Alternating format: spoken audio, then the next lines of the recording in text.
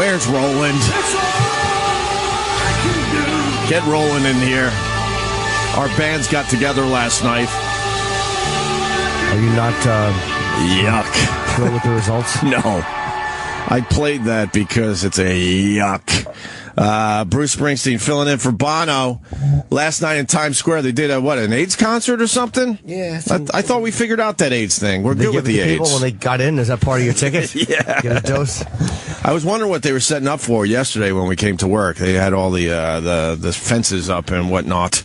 Yeah, Bruce. And U2 was scheduled to play for this AIDS concert. World AIDS Day, I believe, was yesterday, right? Yes. And Bono was in Central Park about 3 weeks ago now and just fucked himself up. Broken bone. He broke his face, basically. His eye socket, arms and legs and shoulders and ribs. And really, he's just a mess. And it's going to be a while before he's fully recovered. But U2 said, fuck that. We still got a gig in Times Square. We got to play for the world. So call up Bruce Springsteen and Chris Martin. Which song did Chris Martin sing? Beautiful Day and With or Without You. All right. We probably should have played those. Those probably were a little better. Bruce Springsteen can't hang with U2 and their songs. Yeah. I know Bruce Springsteen is an amazing performer. I finally saw him live, and I really did enjoy the hell out of him. But he can't hang with those guys and their songs. That was awful. I felt it. You liked it? I loved it. Why? It was good, and he did. I still found what I'm looking for. I know. It went into I still. So good. It went into I still haven't found what I'm looking for, but I just didn't want to continue with Chris the Martin nonsense. sounded really good though. Your voice sounds good. I know. Wow, Roland's a mess today. What's wrong? Well, we left him at what, 10:15 last night? Yeah. We all went and saw. Not even, a little bit before that, 9:40. Oh, was it? 9:45, yeah. 9:45? Oh, we walked around a little bit, so by the time I said goodbye to Roland, it was around 10. And then I wake up and I see you've been tweeting for hours already. What the fuck happened to you? I took this NyQuil thing and kept me up all night. You probably took the day one? I think so. You took the wrong one, right? Yeah. How do you make that mistake? I don't know. That's the only thing I had in my cupboard. So I drank it. I looked at the bottle ooh. What did it say, daytime? Yeah. Yeah, there's something in those things, man, that really keeps you going. Like certain antihistamines during the day. Yeah, rolling over. I go, I was hungry, so I go, I'll walk to the corner deli, and they're closed. And then I walked back home, and then it was 2 in the morning. I was like, God damn it. So you I was really, all confused. So you really haven't slept yet? No, I'm a mess. What are we going to get in the deli at 2 in the morning? I don't know. I just thought it would be a good idea just to get fresh air. Oh, okay. And my doorman goes, what are you doing? I go, I don't know. I just kept on walking. I think you should almost have to get a prescription for NyQuil, man. That NyQuil is weird. No, it's called Dalem or some new Anything with day in, you never fuck with before bed. Those are the worst. No, that is the worst. Jimmy's right. Yeah. But I thank you, though. Roland is the best guy to go to movies with. Yeah. He really is. He saves seats, so you don't have to. So you could you could get to the theater all nice. And people were sitting in the back, too. And you're just. I saw you as I was walking in. But he says this. He goes, just show up. I'll show up late. I'll get your seats. And for me and Jimmy and others that went to the premiere of Unbroken last night. And I walk into the theater and I see you just fighting off people. I don't have those type of balls where I could fight off people. If I was trying to save a seat for somebody and they came by, I would be like, oh fuck. Yeah, one woman goes, I'm here with my mother. I said, well, tell her I said hello. These seats are reserved. Yeah, very touchy. And then we saw Unbroken last night. Which are you really thinking Oscar buzz in this movie, Roland? Like you told everybody? I think this one and Birdman will be the 2 Oscar ones. Birdman, I heard, is good too. I heard Birdman was amazing. I still got to see that. Michael Keaton got a Gotham Award. I sat in the last row. I pissed so much that I don't want to disrupt the entire film. Right. I sat in the very last row in the aisle, which is fine. And as there's a plane crash scene, let's just say that, because obviously we all know the plane crashes. That's how this fucking guy goes. It's not a secret. And it was really well shot. I thought she did a great job with the fighter pilot stuff and the bombs dropping. But as the plane is crashing, as it's going down, this fucking woman shows up late. Dude, right in front of me, she walks. Right. I saw it with a friend of mine, and it was 2 seats over. We had our coats on the seat. And I get that we have to move them because the theater's getting fuller and fuller. I said no.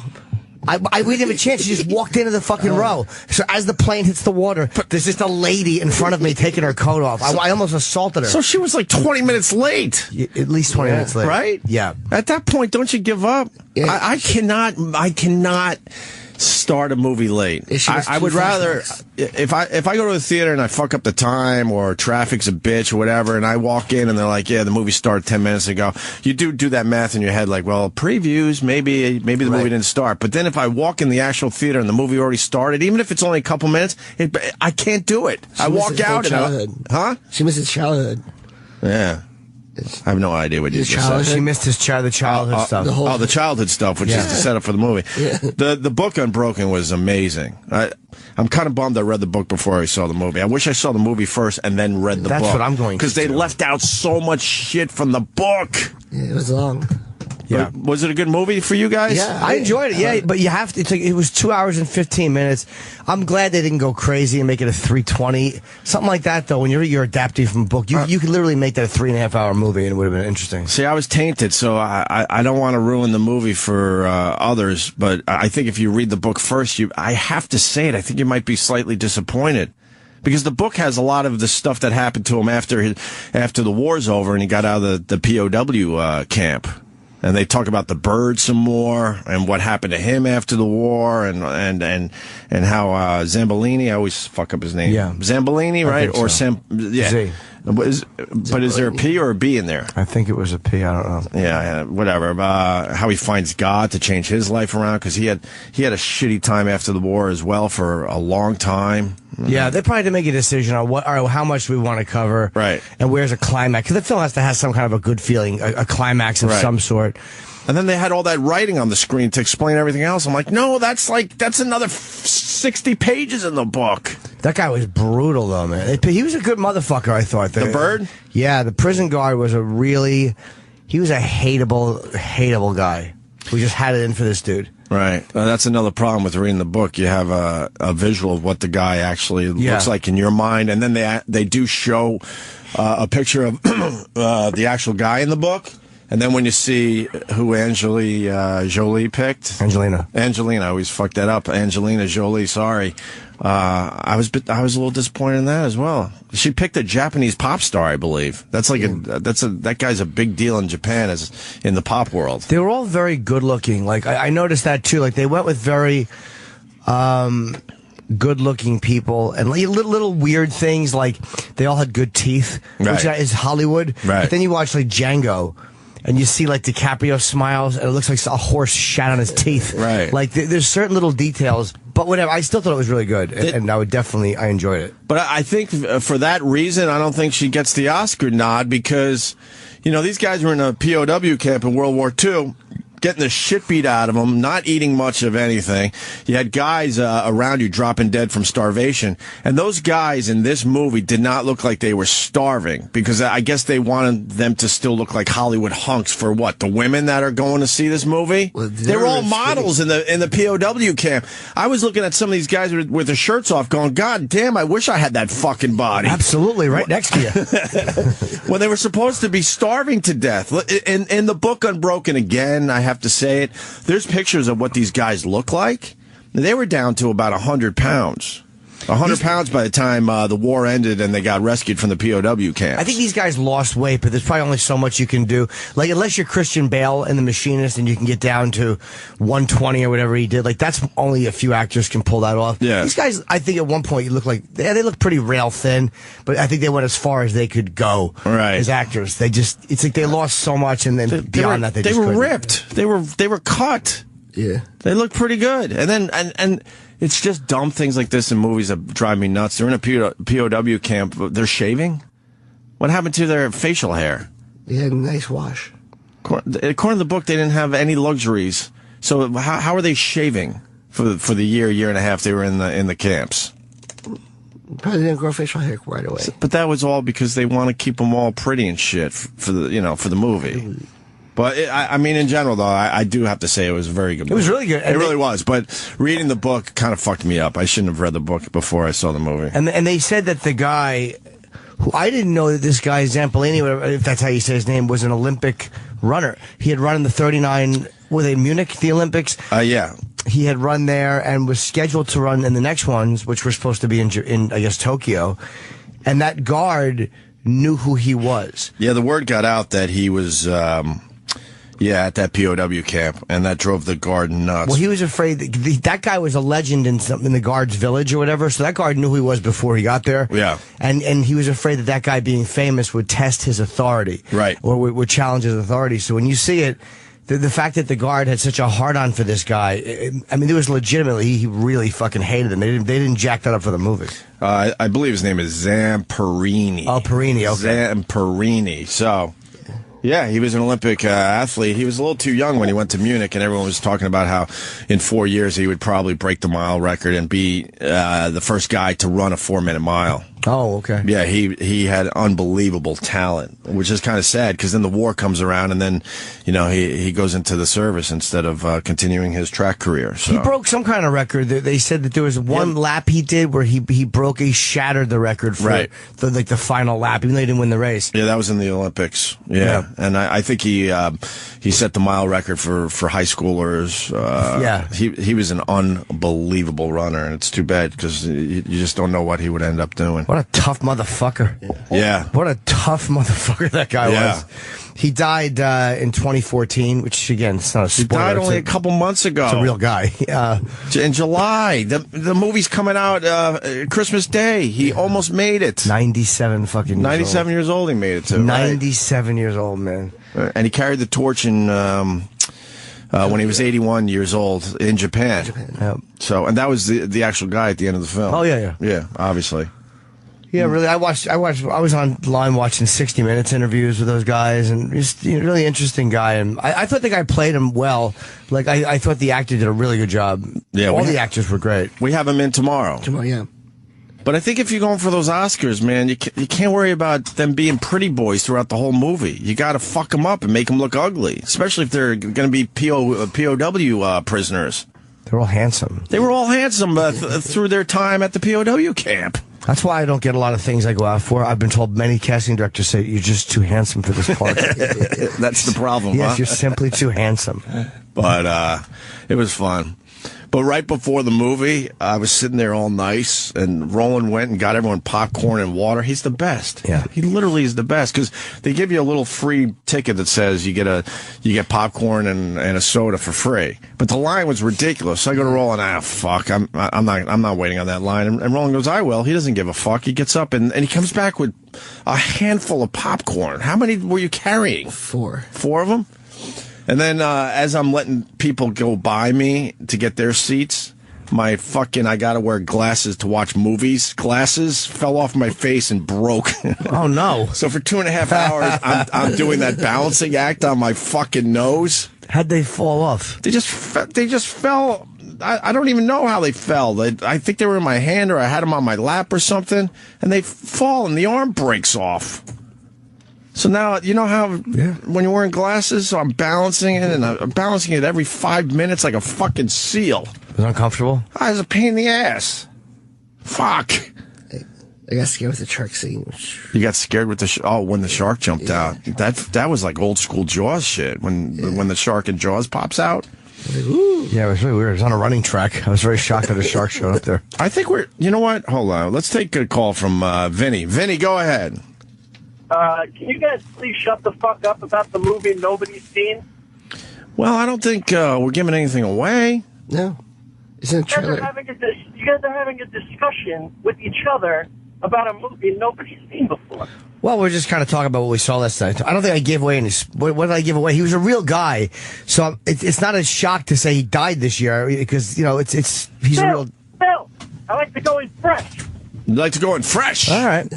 All right. I think we're being kind of careful about it, no? Yeah. He's a World War II hero. A lot of people know about Zamperini. Yeah, dude, he wrote a book. It's if you think he dies in the movie, he wrote a book. Nobody reads anymore. Opie's been talking about the book for 3 months. Yeah, it took me 3 months to read it. Opie's an idiot. Shut him up. What happened? Fuck off. Fuck off. Yeah. What the hell are you doing, Vinny? Yeah, what's your problem, Vinny? He probably didn't sleep either. And then he hung up. All right. I read the book. Sounds like they ruined it. They didn't ruin it. No, they didn't ruin it. They didn't ruin it. I think it's just, it's always best to see the movie before you read the book. Yeah. I think, because there's so much more detail you could put into a book than a movie. Like Harry Potter. What do you mean, Harry Potter? I never read a Harry Potter book. There's more wizardry in the books. Yeah. More poofs. What? More wizardry in the books? Yeah, like more potions and poofs. Potions and puffs? Yeah, the magic. Why are you laughing at that? It makes perfect sense. That sounds like a store that sells potions and Roland dolls. More potions and poofs. I get it. So it was. Thank you, Roland, for that. What's the next movie? It's movie week, I hear. I think the next one is Top 5. We're seeing Top 5 this week. And if you want to see Into the Woods. I don't know what that is. What is The Into Disney the Woods? Oh, no. It's a musical. No, zero. A fucking musical? No, thank you. Tell those people, no, thank you.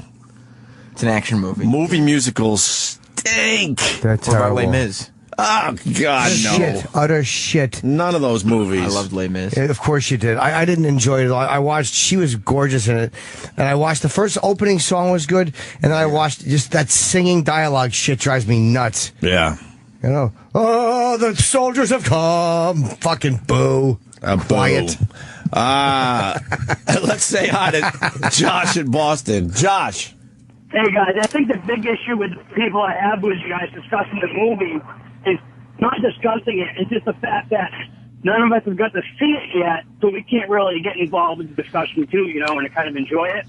Yeah, I think you might be right on this one. Well, we're just talking about it. Maybe you're right. But We're lucky. We saw the movie 3 or 4 weeks before anyone else was going to see the damn thing. Yeah, you're probably right. I've just been excited about this Unbroken for a while because I've been reading the book. Speaking of movies that don't do the book justice, have you seen, well, I'm sure you guys seen it, but have you read the book Lone Survivor and then seen the movie?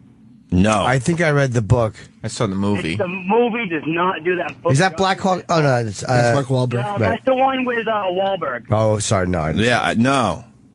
That book is phenomenal. All right, so... If you like Chris Kyle's book, read Yeah. that one. You never read the book first if you can help it. If you can help it. Because you always lose something in the film because they only have an hour and a half to tell an entire story. Yeah. So That one I was able to see the movie first. we gave away more than we probably normally would have, but again, it's a true story. When you're telling it, it's something if you went and saw Capote and said something about it, and it's like, well, what do you think? Capote dies in it? You know the way his life worked out. Sure. And look, you're in the discussion now, Josh. Look at you. See that? Books that were better than the movie. That's our discussion right now. That's all That is a books, good though. discussion. By the way, your Patriots sucked against the Packers. Hey, one loss. You can't win them all. The only time I think the book was actually not as good as the movie was The Shining. That's the only time I can think I actually liked the movie better than the book. Every other time, you're going to have more details and... Right. All right. Thank you, Josh. All right. I'm going back to picking up the trash. Let's say hi to Garrison in Wisconsin. Garrison. Hey, buddies, I'm not going to bust your balls or anything, but I am going to say that when you do a review on a movie that hasn't come out yet, all the stuff that you focus on, like the not shaving or the good-looking guys, that's the stuff that I'm just going to zone in on. I'm not going to pay attention to anything else. Well, good. You should look at that. That's the stuff you just notice. It's the weird little stuff you notice. I'll say, when they were on there... I'd notice it on my own. It's stuff that I'm going to really focus on. You know what I mean? It was just what they looked like in the POW camps that drove me nuts, and I'll tell you why. Because it's no secret, if you know Zamperini's story, that they're also on rafts in the ocean for a really long time. She nailed that. They looked like shit when they. They looked like shit on the. You brought up with Django, because everybody in Django looked like they smelled bad and were dirty. And it's amazing how well they did that with their fucking rotten looking teeth and oof. Yeah, I don't know. I mean, when they were on the rafts, they looked like complete and utter shit. And then I'm thinking, okay, she's doing this right. She's doing this story right, giving it justice. And then they move into the POW camps, and I'm like, what? They're clean shaven, and they look like they gained weight. You know, the fact is, these guys were barely eating because everyone was stealing the fucking food. All the rations that were for the prisoners were being stolen by the guards and civilians that were coming in through the camps to do whatever they had to do. They were stealing everything because they were in the middle of a war. Everyone was starving. So the last people that were going to eat were the POW prisoners. But in the movie, that she fattened him up a little bit to make him look like fucking rock stars. I think they lost the weight. They just didn't lose enough where you go like again, the Machinist. You're like, it was hard to look at, right? Very rare that you can see a guy pull that off. Matthew McConaughey, Dallas. Yeah. In McConaughey and exactly in Dallas Buyers Club was really like oof. Just so the women could get a little moist in their fucking panties while they watch this movie. Go for the realism. I don't know if maybe the actors couldn't do it. They might have shot. I read an article. A lot of the guys did lose about 30 pounds. Yeah. So. I don't know. I completely appreciate your guys' review on everything. I do. I honestly do. It's just like I said. Sometimes it'll take you out of it. Well, the movies. It is what it is. I thought it was good. I mean, I liked it a lot. I thought the acting was great. This guy will definitely get nominated. The guy O'Connell, who played the lead. I mean, he was fucking phenomenal. He comes in tomorrow. I also learned that he has I was going to say horrendous, just a really over-the-top English accent. And I want to know how the hell do you talk like you're from America like that? How the hell do you do that? He's British? Like, supposedly, you could almost can't understand him when he talks. Yes. So... we'll talk to him tomorrow, the lead of Unbroken. Like I said, I like the movie, but if you maybe read the book after the movie. Thank you, Garrison. You guys are doing great work. Have a good day. Right, we are. Oh, was the older brother good in the movie? Yeah, they didn't. Yeah, he was. I gotta stop talking because that guy read the book too. Yeah, he was very good. Yeah, he was more involved in the book. Oh, of course. Yeah. So Pete, his older brother, Pete. Yeah, they just gotta pick stuff to focus on. You can only, I guess, do so much. Yeah. I mean, otherwise, you just in any biography, if you show it, you're gonna touch on a teeny piece. You got to pick a few things just to. I thought she covered the stuff that I would probably want to see. But his story was just as fascinating after the war. Yeah, but if I'm seeing a movie, I don't know if I had to choose, I would have made these choices she made. I really would have. I mean, the war, that's the interesting stuff. Right. A guy falling apart in 1971. I mean, nobody wants to see that. Not that that's bad. By 71, he was fine. But, you know what I mean? In a war movie. First few years after the war. Yeah. In a war movie, you want to see the war stuff, Right. It was a war picture. It's an old school. True. And that fucking plane stuff, the way it was filmed when they're flying and there's they're like fighting with another plane and they're shooting. The perspective they get. It's awesome. All that was amazing. Shot. Absolutely. Amazing stuff. Just great camera work. They patched that plane together. That's what you learn in the book, and no one wanted to fucking fly that plane anymore. But they were desperate for planes, so they said, no, this thing could still fly. And boy, were they wrong. Yeah. Boy. The Green Hornet, I believe, was the name of the plane. All right. What else is going on? On my way in today, you have to touch the... there's a little TV in New York taxi cabs. Right. The minute you sit down, it's like, da, da, da, da, da, eyewitness news. It's fucking awful. So you always hit off and mute. Immediately. And there was a hardened booger on the off button. Whoever did that obviously did it on purpose. And well done, because I jammed my finger. You gotta respect Dude, that. I hope that person's dead, whoever did that. But you gotta respect that. Just some fucking disgusting antisocial... fucking hunk of shit. It was right on the button. Doesn't that skeeve you out immediately? It goes right through your entire fucking nervous system. My finger felt like it was 20 pounds in the couch. I didn't touch anything. And I washed my hands as soon as I got here, but it's just fucking disgusting. People are just disgusting creatures. People are just shitty. They are shitty. Why would you do that? People are just shitty. But it reminded me that I did stuff like that when I was a kid. Like, I remember me and Dean Miller were out, and we were in this North Brunswick shopping center, and we saw a payphone, so we hocked like 20 loogies on it for no reason at all. Just spit all over the fucking mouthpiece and earpiece. Right. And then just walked away and then watched who picked the phone up.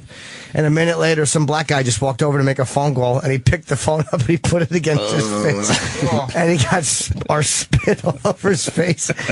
And he was... And of course he knew it was us, because we're just two kids sitting there laughing. Right. And I think he's like, why did you guys do that?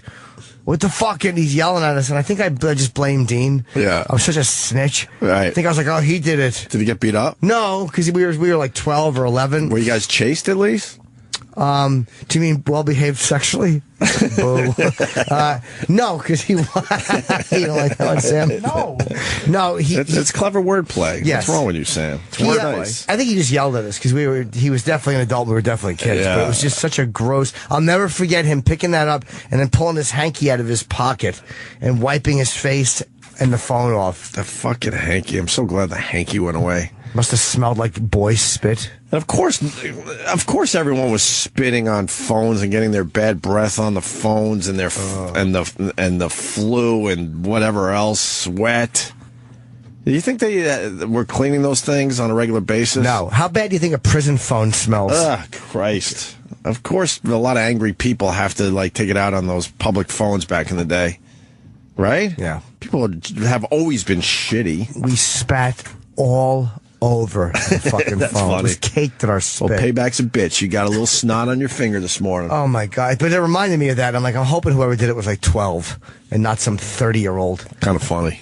Thank God it was hardened. It was a hardened booger. I hate even touching when you put when you put the seatbelt on. I'm always afraid I'm going to reach down to grab that little thing. You can never grab the bottom buckle. Right. I'm going to feel wet vomit or something. I'm always scared of what my hand's going to touch. Because you don't want to touch anything in a taxi. When you touch someone else's body fluids, it's either disgusting or it costs you $400. It's not wanted. It'll skeeve you out immediately. Yeah. Your whole, like I said, your whole nervous system will just go at the same time. All right, Ron, wake up. What's up? We got Snake Guy today. Yeah, Anaconda Man. Anaconda Man. The guy who get eaten by the snake? Well, apparently he lives through it. Yeah, and I think the article I was reading, another spoiler alert, the article I was reading, it doesn't sound like he went too deep into the anaconda before they pulled him out. Oh. But he's definitely in there a bit. And he's doing it to try to save the rainforest and whatnot. Apparently the snake is still alive. PETA wanted to save the snake or whatever because I guess they didn't realize it was already taped, and it got so many signatures to save the snake. And then this guy makes a great point in this article, basically saying when we try to get signatures to save the rainforest, we can't get anyone to sign anything. But to save one snake, when I'm trying to save thousands, because when they're burning down the rainforest, they're killing everything. No one wants to sign that petition. Wait, did the snake die or no? No, totally fine and doing well. Or snake boots. So, but they talk about the suit and everything. It's going to be a good interview. I mean, it's pretty impressive. What was your suit made of, if you don't mind me asking? Oh. Yeah, they show only one book, but this picture's him with anacondas. Is that his book? Yeah. They said when it bites down, Travis read a different article than me, but it's like having an elephant stand on your chest. That's what the bite feels like, or when it starts squeezing you. That's what it feels like. And he's not even in today. Where is he? E-Rock. Oh. Did I say E-Rock or Travis? No, I'm saying E-Rock. Oh, Jesus. Oh, sorry. Fuck, sorry. Still waking up. Ah, shit. A couple more sips of coffee. I'll be right there with you, Jimmy. Wow. Okay. It's scary. But he's the real deal. He's trying to actually get real change done with the rainforest and stuff. And, this is a way to get people to pay attention. He said, unfortunately, got to do these crazy over-the-top things to actually have people pay attention to what you want to say in your message. Why would you want to go? The rainforest just looks shitty. Like a bunch of bugs and fucking scorpions or fucking bats, whatever lives in that dump. But nothing we've ever seen. Rainforest. But nothing we've ever seen before. Exactly. Even the crocodiles and the alligators are of the giant variety. Everything's just giant in the rainforest. Yeah, all he wants to be the bugs. next Steve Irwin, apparently. Huh? He's like the next Steve Irwin. Is he? Above the jungle. I have no desire to go to the fucking shitty rainforest. It's scary. I think it'd be cool as hell. Bunch of fucking insects running all over. I don't want to silverfish crawling on you. Yeah, I would hate it. I don't want them to go, all right, there's a rainforest, go wander around. I would want it to be set up nice. I don't want to be anywhere near it. I'd be like, wow, where's all those luxury condos? That's where the rainforest used to be. That's what I would like to see. A nice aerial view of luxury condos. This is why we're fucked as Indoor human beings. pools. Absolutely. You see that place? Yeah, it's like a nice resort. That sounds nice. How do they keep the bugs out? There's a bunch of nets and whatnot. That's Jurassic Park 4. Yeah. Oh, Jurassic Park looks like shit. It's awesome. I'm not watching that. What, do they create a new dinosaur in the lab? That's that's how we get to watch it. Ooh, what's the new mean dinosaur? I think it's still impressive to see these dinosaurs that actually lived at one time walking around. You don't need to make a brand new one. The stupid footage of the giant, what's the brontosaurus feet and the next walking bot? We get it. Yeah, I'm out with enough Jurassic with dinosaurs. Park. Fuck I don't them. give a fuck. There are rumors that T-Rex will be back. Yeah, what do you mean rumors? Of course it. Those. Yes. Why wouldn't he be there? Why wouldn't he be there? Or will he? He's the #1 dinosaur. He's not the #1 dinosaur. The new dinosaur, the #1 dinosaur is the one they made. Yeah, the fake one. They made a dinosaur in the lab, and people actually... Who wrote that hunk of shit script? Let me tell you how this movie's going to go. New dinosaur, really bad idea. T-Rex comes to save the fucking day. That'd be sick. Spoiler alert. But I would say... With a cape that says TR on it. It's really a weird concept. It's so obvious that's how this is going to play out. It'd be sick. I would watch a dinosaur fight another dinosaur. I would watch that in a heartbeat. Like everyone is fucked. This new dinosaur is just destroying everything, and then here comes T-Rex. That's right. Sounds like a terrific movie. Probably to protect some kind of T-Rex baby, I bet you. Oh, it sounds Because baby dinosaurs are lovable and cute for everybody. Like venison meat. Huh? Like venison, like a delicious meat. What about Star Wars? Oh. Another shit trailer. That did not look good. The voiceover was Andy Serkis. From he played Gollum. I said that yesterday. I have no problem waiting for Star Wars to be on my TV. That's going to be... What? I have no problem waiting. That's crazy. It's not going to be in 3D, right? No. The only thing that forces me to go to actual movie theaters is 3D. And even that, we're starting to get in our homes. But everybody's going to go see America. Yeah, but I'm telling you, I have no problem waiting until the crowds go away and I'm in my fucking living room. Yeah, they say the lightsaber I'm not a geek in that way. I don't care. Skywalker's from 77. What? The lightsaber sound in the trailer. Yeah. With Luke Skywalker's original lightsaber in 77. And why do I care about that? Because that's when he was like before Jedi. You guys get these little tidbits of info and it gets you all fucking hard. Who cares that if it was from 1977? Because now it will go, ooh. Did you get an erection? Yeah. It's going to be awesome. The Falcon. Everybody's coming back. You just fall apart, Roland. It's like he's talking about his friends. He did not grow up with people around him. God, all right. Chewie. Chewie. Scott Stapp. I can't get enough of him. I hear Bert Kreischer has a story. He's gonna call the show a little later. Yeah. What's his story with this Scott Stapp? Everyone on Twitter was hitting me up saying you got to get Bert on the phone and tell his Scott Stapp story. I don't know Bert's Scott Stapp story. From Creed, of course, and those videos he's making. But have you heard the latest on Scott, though? Yeah, I heard he's doing a little crowdfunding for his next, solo album. What's he want, $480,000? How do you make an album on $500,000? Yeah, why does he need that much? I mean, that seems like a light amount, right, to make a record. He wants to do an album and a novel. Ugh. And he would fingers crossed, he would $487,000. Who wants to read? I wouldn't mind reading a biography, but who wants to read his fucking novel?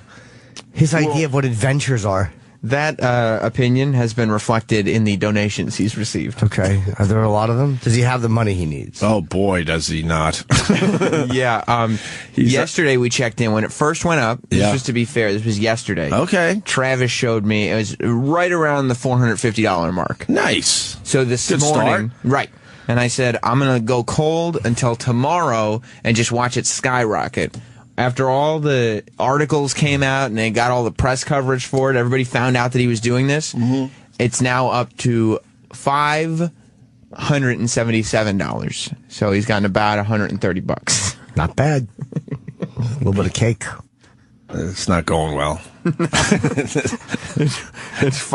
There's so little red marker in the line of completion. Right. $577 raised of a $480,000 goal. But Scott Stapp album 3 and first fiction novel. Ugh, it sounds awful. Nobody even wants the album. Can you? Are they a package? It sounds like a great little package to get the fiction novel and album on the same day in one box. Oh, you think that's how it's going to go down? Yeah. Read a little, enjoy some new music. Hopefully they're compatible with each other, companion pieces. Right. What are some of the comments for the crowdfunding? What are they saying on the campaign wall? Anything good? I see Scott's fans have him on a daily allowance. Right. Did he get his $5 so he could eat from the bank teller? That I don't think he did. I don't think you get, because you can't pull out $5 at a time from the crowdfunding. Right. He should have just put up on crowdfunding $5 for something to eat. I was going to try the $5 thing. I actually had to do a little banking yesterday, and I got scared. You did? I was just going to do it to see what they would say, because I guess Scott Stapp actually asked a bank teller for $5 so he could eat. That's right. I got so scared to even ask. Well, you need the desperation of not eating for 2 days. For 2 days, right. For 2 full days. All right, I forgot about that. And then once you have that desperation where you're like, I need something, then you'll go to a bank and say, can I please have $5 for something to eat? $5. Well, that's the latest on Scott Stapp. Well, you know what should be pointed out here? Yes, Travis. If you look at the donor list, one donor donated $137 and another person donated $100. So 2 people have accounted for 41% of his donations. It's not going well. No. Yeah, there appears to be about 10 donators. Oof. Full, all told. That's bad. Yeah. Yeah, because it's 2, that's Is that 3, Kickstarter? that's 4. No. What's the difference between that and Kickstarter? This is Fundly. I'm assuming, I don't know what Fundly is, but Kickstarter has a lot of rules. Like you have what? to make a video, you have to go through approvals. Like, it's not just like you could just do anything. Oh, and so what does the money get put in escrow until you get what you're supposed to get? Exactly. And then you get what you're supposed to get, and then they'll send it to you, and you're expected to So this is probably just an easier way to do a Kickstarter. Do you even get anything for this? Like, No, there's no rewards for donating. Kickstarter also has a reward system where it's like, if it's a movie, donate $1,000 and you get a credit as a producer, or you get a copy of the script that's signed by the director, or maybe $35 you get a DVD, or maybe a walk-on roll. You get a walk-on roll Whatever. for $1,500. Right. There's no rewards for the. You're just giving Scott Stapp money. Yeah, he's convinced that he's like, no. It's just people knowing that they're giving to the future of Scott Stapp is reward enough. Could you get this guy on the phone for us, Roland? Scott Stapp? Yeah, we need to get Scott Stapp on the promote phone. his.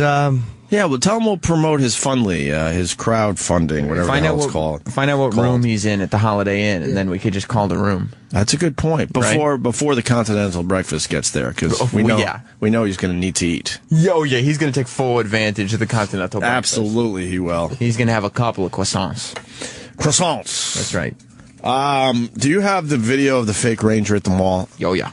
I haven't seen the whole thing. I saw a clip on the news. Have you? No, I don't know anything about it. You got this guy. He's walking around the mall in military gear. Yeah. And then you got an actual fucking hero in the mall. And he walks up to the guy like, what the fuck? He could tell that this is a fake military uniform that this guy's trying to pull off as real. And boy, does the war hero give this guy a talking to. Yeah, the veteran catches him. Like, his uniform's all fucked up. Like, right. The patches are in the wrong spots. It's incomplete. He's not wearing it right. But we wouldn't know that. If we're in the mall and we see a guy like this, you just assume, oh, he just got back from the war. I would know that because I did write a book on military uniforms. What was it called? Military uniforms. That's what it's called. It's a picture book.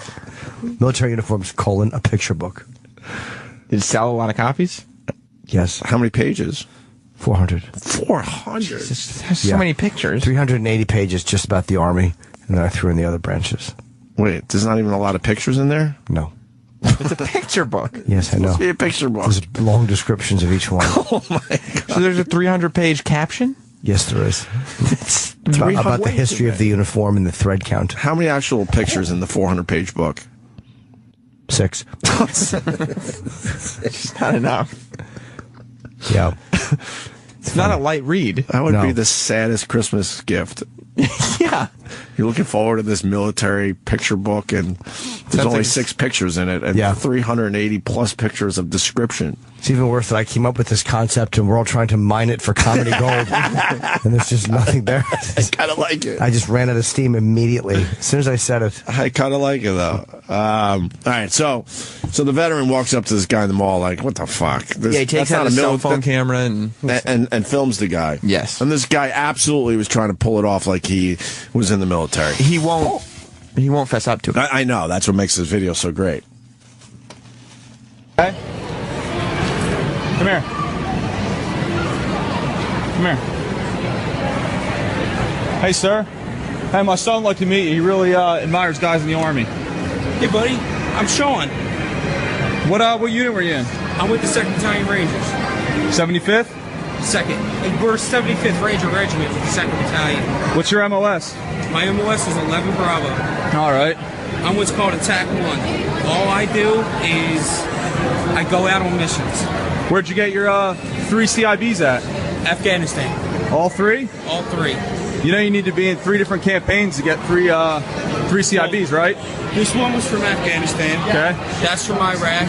Okay. And that was for my 2nd rotation back to Afghanistan. You know, no matter how many you do, you can only get 1. For Iraq, Afghanistan, all 3, you can only get them. You know that, right? My campaign took me outside of mission lines from Afghanistan. That doesn't make any sense. And you're in 2nd Bat Rangers? Yep. There it is.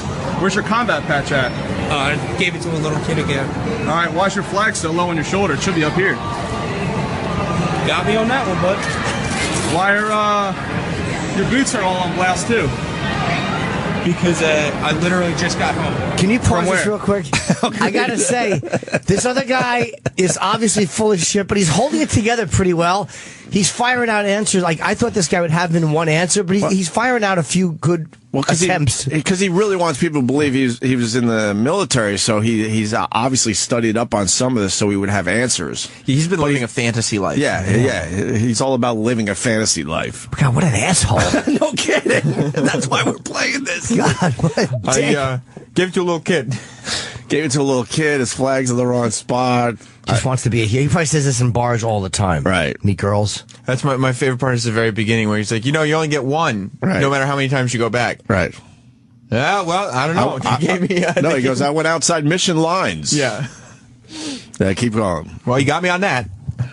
From Fort Lewis. Fort Lewis? Is that where the Rangers are? That's where we're stationed. How come, where's your shirt underneath? Your tan t-shirt. What's your rank? I'm a staff sergeant. Staff sergeant? Where'd you go to basic training? Fort Jackson. Fort Jackson? You know, the infantry only goes to Fort Benning, right? Yeah, for Ranger training. No, for basic training. No, I didn't start off as a Ranger, as infantry. You didn't? What'd you start off as? I started off as a M1, as a driver for Humvees. What's the actual MOS for that, for a driver? My driver MOS, hold on 1 second. Staff sergeant. He just didn't answer the phone call. He's taking a fake phone call. That is such a fake phone call. Oh, my God. Hold on. I'm sorry. Hello. They got him. Oh, this poor fucking fatso just wants to meet a girl. Oh, that's wonderful. That's a fake phone call, right? Oh, my 100%. Yeah, because when the questions were getting tougher, he started looking down at his phone like, humana. Maybe the answers are on my magic machine. But then he busts him on the phone call, too. He does. He fucks up the phone call. I only saw clips of this. All right, I have to keep going. This is great. Hold on 1 second. Staff sergeant. Staff sergeant. He's calling a staff sergeant. Why is he calling a staff sergeant if he's already a staff sergeant? That doesn't make much sense. He picked up and said, hey, hi, staff sergeant. Right. But he told him earlier that he's a staff sergeant. Instead of just saying hello and just making a phone call from his wife or his kids. Right. He panicked. He needed to take the fake phone call. Yeah, you think he just panics? Do you think he's trying to sound military? He was in a tough spot. Okay. Hey, where are you? Come here. Okay. Oh, he's panicking. You want me to meet you there? He's calling a staff sergeant when he's wearing the rank of a staff sergeant. That makes much sense. Okay. Here it is, guys. Stolen valor at its finest. Oh. He's full of shit. Wearing a United States Army uniform. Oh, how embarrassing. Claims to be a United States Army Ranger. Okay, listen, what we're going to do is we're going to step down here. Okay. With my Sergeant Major. All right, let's go. Let's see your Sergeant Major. So you shop at the mall with Sergeant Major on Black Friday? Sometimes. Yeah? That's cool. The Sergeant Major. Sometimes. This guy rolls. Oh, he's awesome, this guy. He's awesome. Oh, it rocks. Good for this guy. I didn't know this type of thing went on where people just faked that they were in the military and walk around in full military gear. Well, you can get girls, you can get discounts, you can get free tickets to shit. I had no idea this was going on. It's just a respect factor too. You get. Yeah. Obviously, the guys that are actually in the military know. Right. And they're probably sick of seeing these guys, in bars and malls and restaurants and stuff. And this guy said, "Fuck this! I'm going to bust one of them." You saw at the beginning of the video how happy this douchebag was to say hi to a kid, right? Like as if he's a hero. Yeah, he's just probably, if he's fake, he's probably just a schlub who gets no respect and is a droll life, or not droll, but just a boring, dull life. And then this is his little thing. It's great that he's getting busted, though. 3 tours to do. These fucking guys go over there and they're risking their lives. But he created a whole identity for himself. He did. Oh, he works this. Yeah. He's method acting this. He works this. He studies this. But he's still falling apart when you're confronted by a guy that's actually in the military. You want to see his Master Sergeant because they're shopping on Black Friday, so I have to together. See how this turns out. You go shopping at the mall with Black Friday with Master Sergeant. Sometimes. Sometimes. Oh, the news went to this guy's house last night. Oh, please, let's see more of this guy. Hold on. I don't want to lose this. Josh in Philly. Hey, Opie, how you doing? Hey, buddy. A friend of my sister's lives down the street from this shit stain. The news, they've already got him tracked down. They were at his door yesterday, the news trying to knock and talk to him, and State Senator Mike Fitzpatrick, he actually found out about this story from it going viral, notified the Attorney General's office for the U.S. Attorney General that it would be, and this shit stain might be facing federal charges because of this. He does this all the time. The entire neighborhood's creeped out by him. He's a creep, but does the government have to get involved? Now the story is sad. Wouldn't you just knock on his door and go, "All right, knock it off"? Yeah, look, we have you on video. He probably will not do this again. Knock it off. Give us your military shit and promise not to do this anymore. Yeah, who says you can't pretend you're in the Army to some guy in the mall? How is that illegal? Right. It is illegal. Is it? Yeah, it's pretending to be a mailman. Like all the discounts that are given the military. Oh, right. Okay, that stuff, yeah. Monetary gain issue. No, but I mean if you're just walking around like a dick. You think this guy's a dick, maybe? He's just a dick. You got to really think about what kind of life this guy has that he's doing this. I have to know more. It's kind of pathetic. So I would just knock at his door and go, "Stop right now." Yes. Would you hang out with this dude? Yeah, I would. First of all, I'd like to know how long a fan of our show he's been, because this is the demo. You think we got a few of these? Without a doubt, yeah. I've actually been on the show a few times. I've hung out with Jim before. All right, man. Thanks, Josh. I'm really curious. If this guy's a lump. If anyone has that news clip, if it's worth playing, please let us know. Let's get back to the original video. I wish this was longer. Viral. No kidding. I know. Isn't it a bummer when you see there's only that much left? You're like, Sometimes. Yeah? That's cool. Why don't you just admit you're a phony? You know it's illegal, right? What you're doing right now? Let me tell you something. If I was a phony, then I wouldn't be wearing this uniform. You wouldn't? Because you are a phony. I just called you out on about 10 different things, and all of them are bullshit. This is illegal. What you're doing right now is illegal, because you know... Huh? That's a terrible response. You're a phony. Hey, if I was a phony, I wouldn't be wearing this uniform. What a lousy response. He panicked. He's holding it together better than I would. Although you could tell in that response, he couldn't be more ill-equipped for a physical confrontation with the guy who's confronting him. No, right. He's probably never had this before. No. You know the other guy's got to be just ripped. Well, because he's actually... Right. He's what this guy is pretending to be. Right. Yeah. All right. We're almost done with this. Oh, it is illegal. Okay. You wouldn't? No. Because you are a phony. I just called you out on about 10 different things, and all of them are bullshit. This is illegal. What you're doing right now is illegal, because you know what? I've worn that fucking uniform, and I've had friends get killed in Afghanistan wearing that fucking uniform. No, you haven't. You're full of shit. 12 years in. Stone Valor. Right here. Stone Valor. Let's go. Stop it. At its finest. What's your name, dude? Okay. Thanks, buddy. Where's the sergeant? See you later, pal. Now he's on the Go phone have fun again. with your sergeant major at lunch. Fucking asshole. Good for that guy. He's getting really mad. No, but he was going to follow that guy, but his wife, you could hear his wife, let's go. Like, his wife was like, look, I don't want him getting arrested on Black Friday and going to jail for some fucking fat mope. Good for the veteran. Fuck him. He said, go have fun with your sergeant major at lunch. At the mall. At the food court. Yeah, they're going to get Chick-fil-A together. God, I wish he followed him. Oh, no. It says 2 million. It's kind of a big deal today. It's a big deal. Stolen valor, yeah. Supposedly, it's not illegal to wear the uniform. Right. It's illegal to say that you're in the military. But is it illegal to say it casually or only for discounts?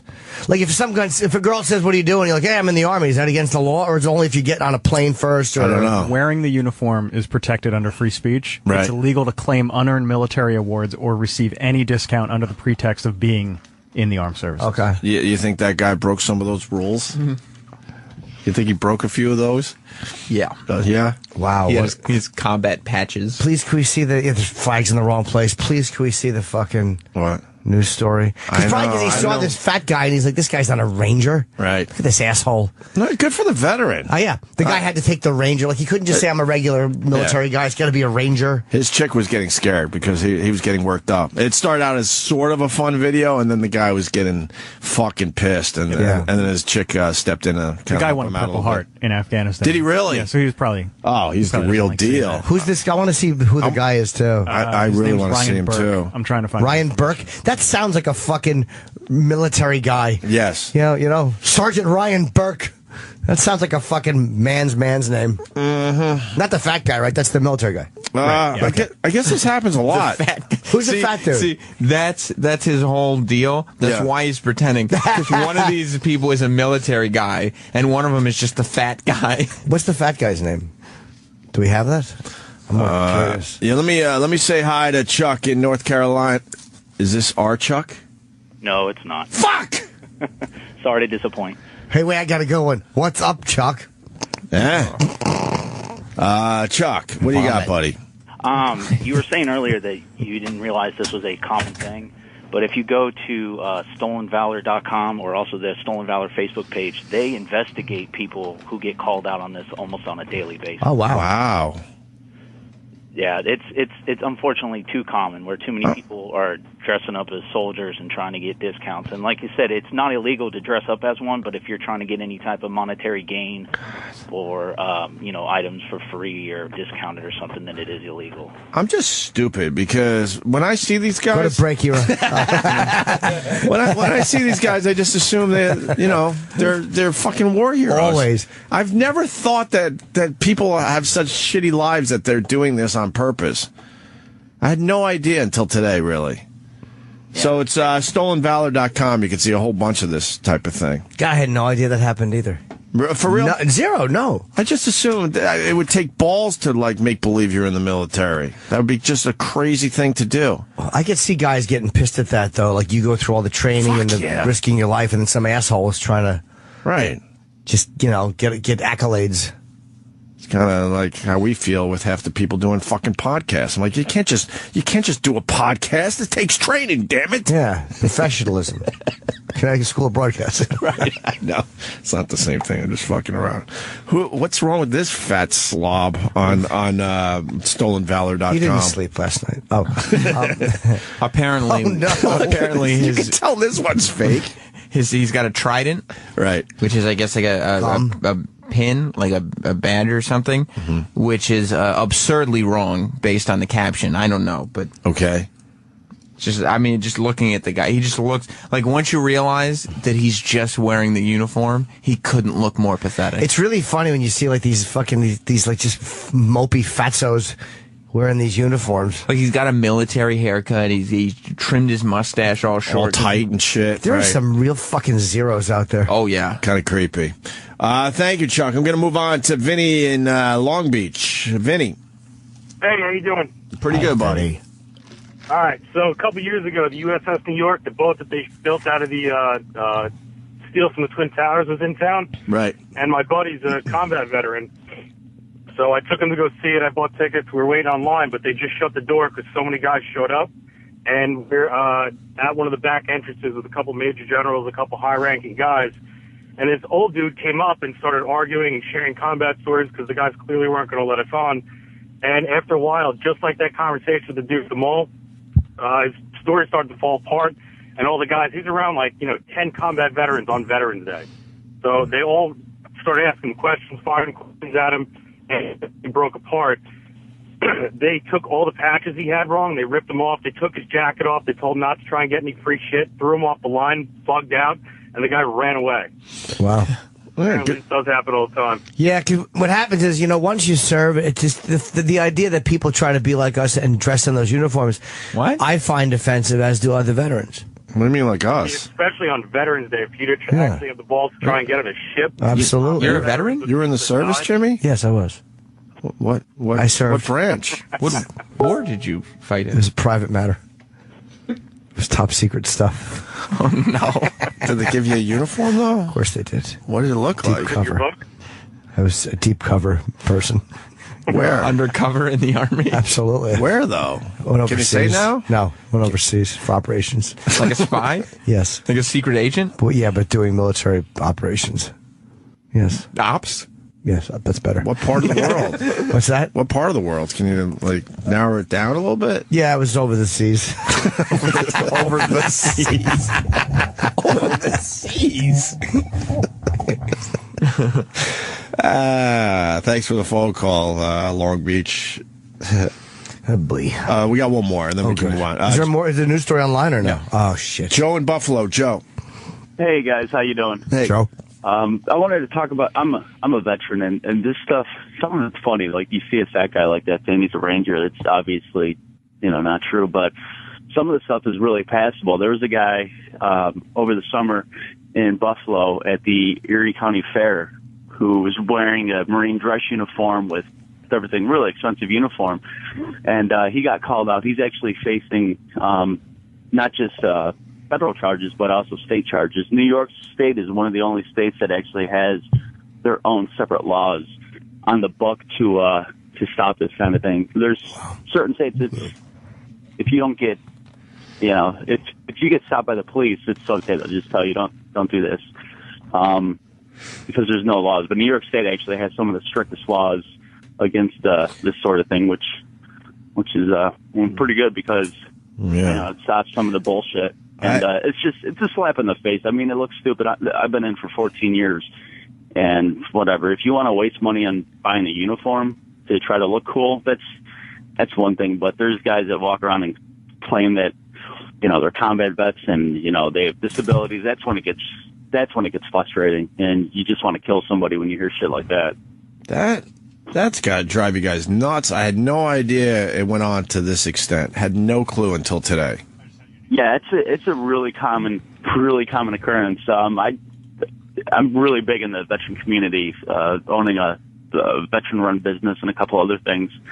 And this sort of thing happens not only a lot in person, but like on social media, like Facebook. It's like a disease almost, and it's so easy to call people out. Right. It's just we've seen stuff like they'll want to. They have a project that they want to present to us for our business, and they have a Photoshop uniform on their picture saying, this is when I was in Iraq, and it's like, are you serious? It's like a 5-year-old could almost do a better job than that. I got to say, I would have hung up on you, but you're a war hero. Oh, I am 2 times, so... I called a guy out one time. Yeah. Yep. I called a guy out. See you on New Year's, Jimmy. All right, buddy. See you then, Buffalo. I called a guy out for wearing a fake uniform. Yeah. Yeah. And can you give us the details on that? He had crutches, so I ripped his patches off and I threw them down, and then I removed his crutches and threw them on the floor because he was wearing the uniform fakely and I didn't like it. How'd you know the uniform was fake? Well, it turns out it wasn't. I was incorrect, and I had attacked a real veteran, so I had some apologizing to do. Jesus. Is this the story? Can you imagine if you called out a real veteran? Because there's a couple things he just got wrong. Like, as a man, he just... Well, because he was affected by his time over there, so maybe he put the patches on wrong. I didn't realize the patches... I thought they were sewn into your uniform. I didn't know that they came off like Some that. Velcro action. Yeah. What do we got? Is that the actual story of the guy or another one? It's a news story, and they go to the guy's house, but he doesn't answer the door. Well, all right, let's see it. Yeah, this is the story, Sam. You said there was no story. Here it is. You're lying. This is good enough. Yeah, I don't care. You should wear that uniform of a producer. All right, Kevin. valor. Right here. Stone valor. It's just not right. Ryan Burke says he lost it Friday at the Oxford Valley Mall when he saw this man wearing an Army uniform Burke proudly wore for 3 years. 26-year-old Burke was awarded a Purple Heart for his service in Afghanistan. Got to think about the people who lost their lives wearing that same uniform you're impersonating. We're protecting the identity of the man in uniform because he has not been charged with a crime. Burke thinks he should be. He says as soon as he started questioning the man, he knew something was wrong. This one was from Afghanistan. Okay. That's from Iraq. Okay. And that was for my second rotation back to Afghanistan. You know, no matter how many you do, you can only get one. For Iraq, Afghanistan, all three, you can only get them. You know that, right? My campaign took me outside of mission lines from Afghanistan. His responses to my follow-up questions were just a dead giveaway that he wasn't truly in the service. We attempted to get a response from the man in uniform. No one answered at his home. Meanwhile, the Army said there's no record of this man ever being in the Army or in the reserves. I was a phony. Burke says he doesn't know if this man attempted to get military discounts at stores on Black Friday, but he posted the YouTube video to shame him. Congressman Mike Fitzpatrick's office confirmed the lawmaker notified the U.S. Attorney's Office to investigate whether this man violated the Stolen Valor Act. The law punishes those who try to receive monetary benefits by impersonating soldiers. To have this guy then pretend that he's done the same thing on the caliber that my friends did, it's just, it just gets you infuriated. Burke says he's studying criminal justice at Temple University, that he had no idea that the video would go viral, and that he hopes at the very least this man learned his lesson. Live at... Yeah, they won't show the guys. Let me ask you this. You're out, you're impersonating a guy. You have a horrific afternoon. Yeah. You go home, you're shaking from this humiliating. It's a humiliation. From a real man talking, giving you a talking to. You've been yelled at in front of people. You walk away, you're shaking. You don't go to lunch with your master sergeant. You go right to the car alone. And your hero is John Candy. You have the same lifestyle as John Candy. You drive home, and then like a day later, someone calls and goes, "There's a video of you online." Oh, no. And then you're like, maybe no one will see it. Maybe no one will see it. And then later you hear, Action News. How awful is the knock at the door? Action. You look out, he's probably peeking out the window and he sees the fucking lights of the camera. He's like, oh no, the news is here. So embarrassing. News. I don't think you ever want the news at your front door. I don't want to be on the news. Is it ever good when the news is at your front door? No. You sure? Never. I don't think it is. Never. It's never, we're here to praise you further, sir. See, if that guy was in the military, the angry response he would have had for this guy, how fucking dare you question me? Right. He would have, he would. That's when I realized, obviously, it was fake. Do we have the guy's name? We don't have to give it up. I just want to Google him and see his Facebook. I don't have it. You never want a congressman to see if you should face federal charges. Right. No, not when you're in the mall with that video is. Do you know how many of his friends have seen that? That's Larry. Do you see Larry? Told you he was a fucking asshole. Told you he was full of shit. Right. Because he's gotten called out before. Someone has probably not called him out, but asked a few questions. Like, why this? Well, it took me out of my mission lines. Oh, no. All you see is Action News. The news van is in your driveway. It was dark out when they went. It was like 5 o'clock at night. And so those cameras would light up the sky, basically. The news is their live shot. Probably lives with his mom, and his mom was like, "Larry, why is the news here?" I don't know, Mom. Don't answer. I don't know. I don't know, Ma. It's a mistake. Don't answer. Some guy hassled me. Where can it be on the news? Yeah. She's probably all excited. You're not doing that Army thing again. No, Mom. It's not about that. No. I'm not dressed as an Army guy again. You're not pretend. Oh, Larry. How fucking humiliating. That's great. Ryan Burke definitely got this guy good. This guy, to me, that humiliation. And you can tell, now you know why he didn't talk back to Ryan Burke. Yeah. Ryan Burke's a real military guy who fucking smashed and was angry. Yes. You could tell he was over there. That chiseled jaw was no match for that pudgy guy in the borrowed Army that uniform. Fucking fatso and his fucking that frump. That E-Rock. That fucking Nagel and his made-up stories. Oh, Larry Nagel. just wants to get an Arnold Palmer at the food court. You know what, dude? I fought a couple missions. As it turns out, Dunkin' Donuts gives discount iced tea to veterans. I bet you this guy has used that discount because they probably don't ask to see your ID. But you go, I don't have it with me. We don't know. We should say that, but I have a strong feeling that this guy went for a few discounts. Yeah, I know. Yeah, I don't know either. Dressed like that on a Black Friday. Come on. How many girls probably want to take back the blowjobs they gave him? Right, like a pussy. And you're a shop owner. You're not gonna question a guy in a military uniform. I don't think. Do you ask for their military ID or something? Probably. I don't know. Don't know what the. Even on a flight, like I like certain airlines allow military guys in uniform to board first. I respect that. So. I don't know if they would say, can we see your military ID, or they just let you on in good faith. Right. Let me say hi to Pat in Boston. Pat. Hey, good morning, gentlemen. Good morning. There's another great video out there. There's a black guy down south at a funeral doing the same thing. He gets absolutely called out, and it's just as embarrassing for the guy and just as awkward and just as amazing. So I don't know if you can try to find that. At a funeral? Who calls him out at a funeral? The video's really good? Yeah, the video is good. He's wearing sunglasses. The guys, you're not supposed to be wearing sunglasses. But, they're trying to change in the sun. Oh, let's try to find that. You got it? Yep. Oh, all right. Sam found it. Thank you so much, Pat. Cool. That's why I love this fucking show. You guys turn us on to new shit. Dude, I had no idea this was happening. None. I just assumed all these guys were real. Because I always thought to myself, who the fuck would do that? How many hand jobs have I given to fake people? Furious at myself.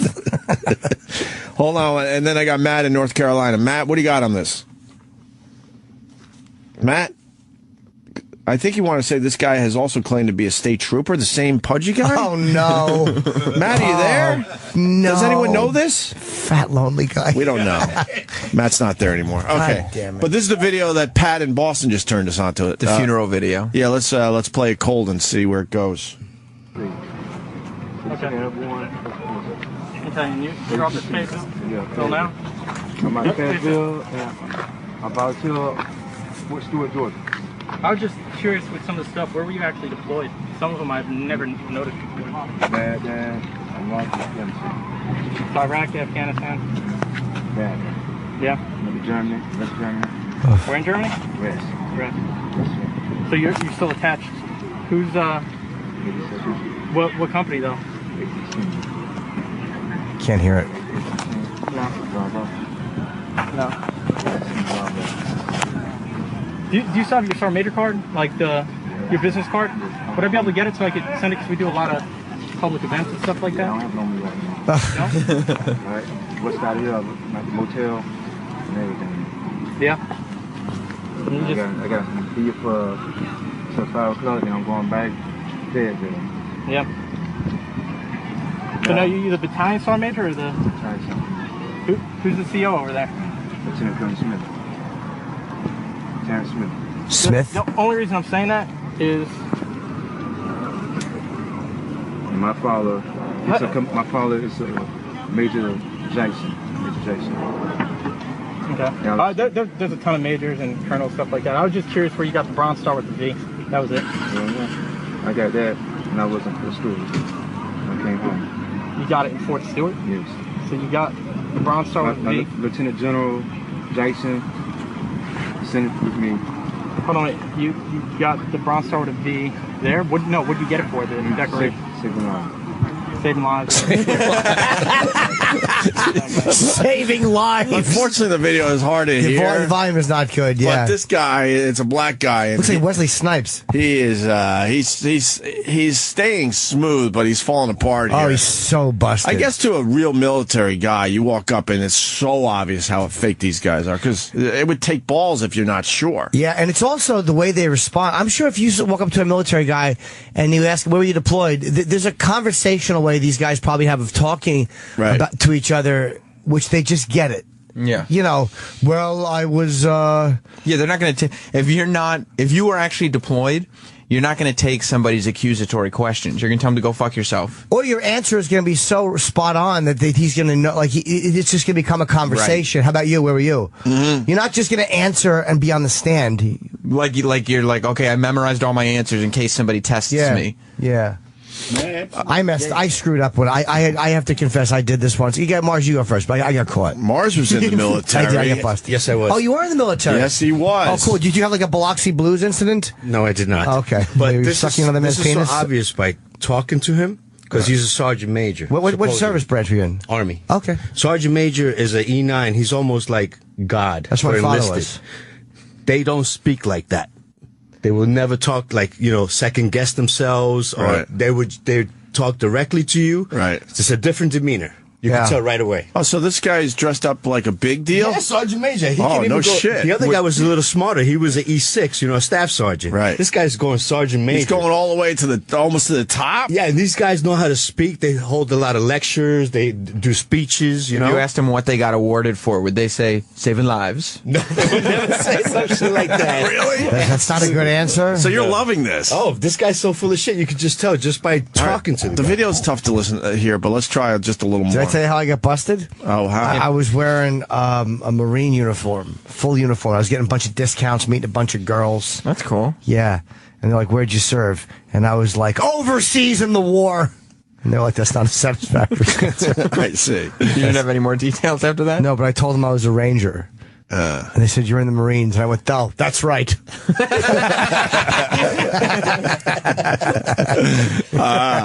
Back to the guy that started this in the mall. This guy has a very good observation. Red Bear in Philly. Go ahead, Red. Yo, hey guys. Hey. Imagine the unfortunate possibility you're this asshole's like cousin or something. You're eating Thanksgiving, and there comes old Larry Nagel down the steps with fucking fruit shine for some fucking false praise and fucking cheap electronics. He's getting all ready for Black Friday, shining up his boots, his fake boots. Very nice. Thank you, Red Bear. Let's see more of this. Yeah. Saving lives. Saving lives. That's not a good answer for an E9? No, sir. Not at all. I don't know. It sounded good to me. For saving lives. He was taking airborne. Be the last ones to clean up. I say 3 of my troops. I say my Staff Sergeant Miller for killing his own self. What? See over there in the Baghdad and Iraq, I don't know if y'all kids been over there. But over there, it's classified, but you should know the story. He said, classified. Over there in Baghdad and Iraq. I don't know if you kids been over there, but over there, well, it's classified. But Wait, he said he's classified? No, it's classified what happened over there. Yeah, he said what happened is classified, so he doesn't want to get into it, but some shit went down. Saving lives, save so-and-so from killing himself. Yeah. He's terrible, this guy. At least the other guy fired out some answers which I wouldn't know are bullshit. I can tell he's bullshit, right. And I've never been in the military. I didn't mean to say that. Creeps you out. Oops. Creeps you out. There's a lot of crazy people out there. Dude, there's a lot of fucking this crazy guy's people. Nuts. Yeah. What is he doing? Yeah. Dressing up like an E9. Yeah. I'm going to just say E9 all day now. Just inventing a life for yourself that doesn't exist. That's fucking nuts. Right. Keep going. It's getting better. What happened with the presidential crest that you had on there? What happened to it? You just had it on like an hour ago. Yeah, it fell off, so I got it. You got it? Can I see it? Is it alright if I see it real quick? You're not satisfied with that? Mars started laughing when he said, yeah, it fell off. It just fell off. Things, What metals on E9s don't just fall off? Just fall off. Where's their presidential medal? And then you pick the bitch up and put it back on because you earned the motherfucker, you know? You don't put it in your pocket with your change? Fuck yeah. Guy's an idiot. Mars is loving this. He's an idiot. I don't know. It sounded, logical. It fell off and you put it in your pocket. It fucking happened. Back must have broken. Right. Fuck yeah, you're fighting. Go ahead. He's reaching in his pocket. That drive from... Yeah. Pretty long. Yeah, how long did that drive for? 8 hours. 8 hours? Really? 8 hours? For Fort Bragg? It used to take me 14 hours to get down here from the Lag area. It took me 14 and a half. David? Have it. Oh, we can move over to that. Yeah, so cars get bad. 8 hours? 8 hours. Well, I'm guessing is that non-stop or you just going from Fayetteville to West Palm Beach, Florida? You think this guy He's got knows? busted on the time it takes to get there. By half. By 6.5 hours. He's off by 6.5 hours. Dude, that's literally like someone saying, where we live, how long does it take you to get to work? Yeah. And they say, about 2 hours and 45 minutes. Right. And you're like, no, it's literally 6 minutes. Right. That's how off he was. And you know, real military guys, they're fucking pushing it on the highway. how embarrassing. So 14 hours is probably really impressive. There's 4 very military guys surrounding this guy, all firing questions at him. Do you think he knows his goose is cooked? He is so busted, and he knows it, and there's no way out of it. Unless he's a total psychopath, he knows it. There's 3 guys around him, too, so he's like, oh, fuck. Yeah, 3 military guys asking him 3 questions. badasses. Oh. All right, keep going. Florida. I take 95, no stopping. It's going to take me 2 stops for gas. Wow, 8 hours. Wow, 8 hours. So maybe you could actually wear the sunglasses for us. Oh, no, not the sunglasses. These are my glasses. Oh, they're your glasses? Yes, they got shades in them. Okay. It's just, for us, we consider eccentric, so we wouldn't be able to wear them. And it's just weird, because I've never seen, for us, we won't wear medals and badges. So, we're not medals and ribbons together. It's, for us, it's one or the other. I got pictures of all my medals and ribbons. Yeah. It's not the first time. That presidential bench? Yes. It just dropped when I was taking my jacket off. He's trying to find it. He can't find. He's fishing through his pockets. Yes. He's looking. The guy's looking at it. Sweet. Pretty cool. Which one's this? I've never seen that one before. Bronze Star? What? This is the Bronze Star. No, it's not. What you talking about? Silver Star. This is Silver Star right here. I have a Bronze Star medal too. Silver Star. I'm going to call you out on it now. What's this one right there? This one's your Bronze Star. This is your Bronze Star with a V. Yes, I know that. This is your Afghanistan? Yes. That's your Afghanistan. And I got all my medals and stuff when I came home. And I just came home. 6 months to a year, I stayed in Afghanistan. You're not even wearing the proper infantry uniform, and you're wearing the. Yes, I'm just wearing my. No, that's not the proper infantry uniform. I'm at the MC. What's the army uniform regulation? Regulation. What is it? What uniform gotta be dressed in all? No. What is the regulation? What is the actual regulation? What's the code? The code is do my best, do my duty to serve my country. That's the uniform regulation? Oh, no, that's not the good answer. Do my best, do my duty to serve my country. Oh, he was better off just going, look, I'm lying. He's so caught. Oh, it's great. You can't fake a military experience. But what's creepy is he's at a funeral, so he's probably around people that know him. So what story has he been telling his friends and family? Right. Was he in the military on a very low level and then just is now misrepresented? Or did he get kicked out or something? Right. Was he in and get booted out after a short period of time? Or everybody just knows Clayton likes to wear his uniform. Yeah. We just leave him alone. Well, after he got out of the hospital, he was biting babies' fingers, and they put him in the hospital for a while. Now that he's out, this is all he does. He pretends he's in the army. Yeah. I got this one for starting the Black Rock Coalition. Anyone else see Earl in this? Yes. Okay, good.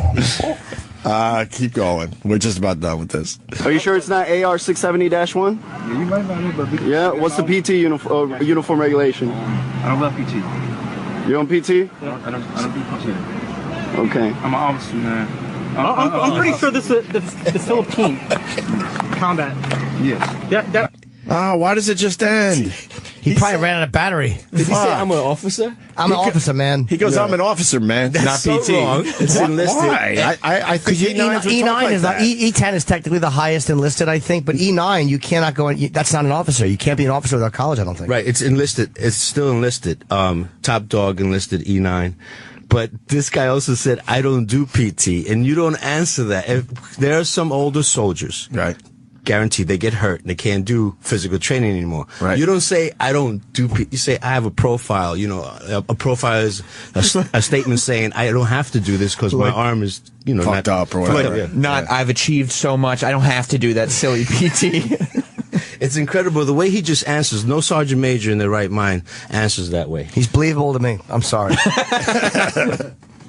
Oh my! I had no idea this was a whole thing. The phones are lit with a million stories. Are there some sergeant majors that get confused as to what their badges mean? No, they know. Let me tell you, if I can tell you a quick story. I was in a tank unit. I wasn't a real soldier, mind you. I was setting up TVs and radios, just like what I do here. But I wore the uniform.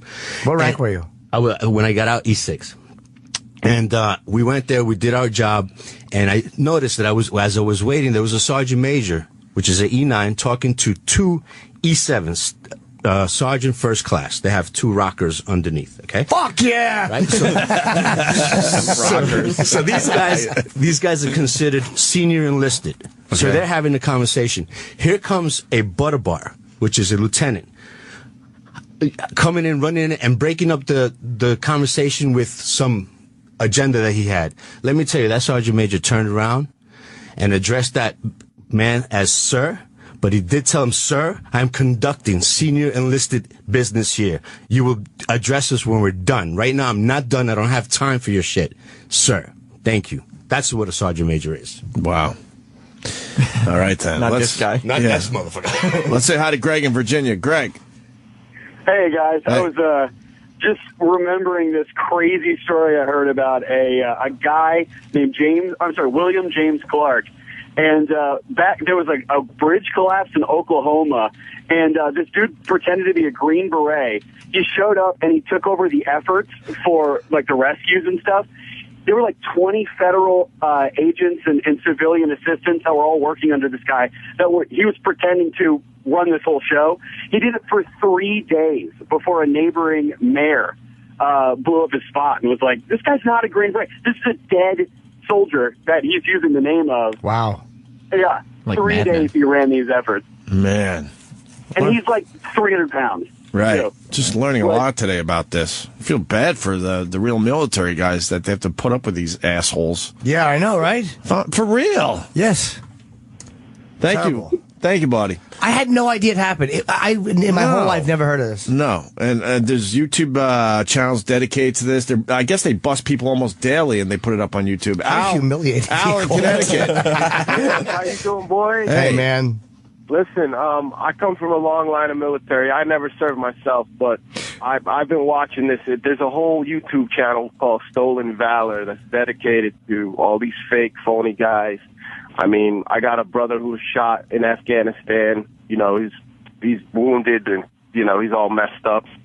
I think it's shameful. You know, it's shameful for anyone to, you know, to take on a persona that you're not, especially one of those, you know, who protect this country and protect our safety overseas. So why would you leave your house without having your fake uniform perfect, knowing that these guys are now out there calling you out? Well, they probably don't expect fucking, Gunnery Sergeant Hartman to walk up and go, all right, what's your 5th general order? You're like, I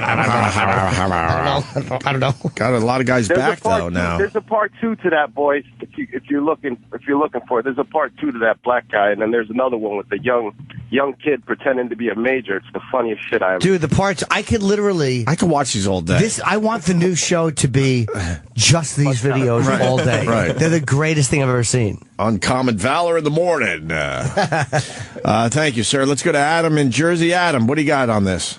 Hey, like Jimmy was saying, I watched this stuff for hours over the weekend. I found Don Shipley's phony seal of the week clips on YouTube. Yeah. And he spends hours just busting these guys on the phone. And he even has a video of like the 50 most common things that these guys get.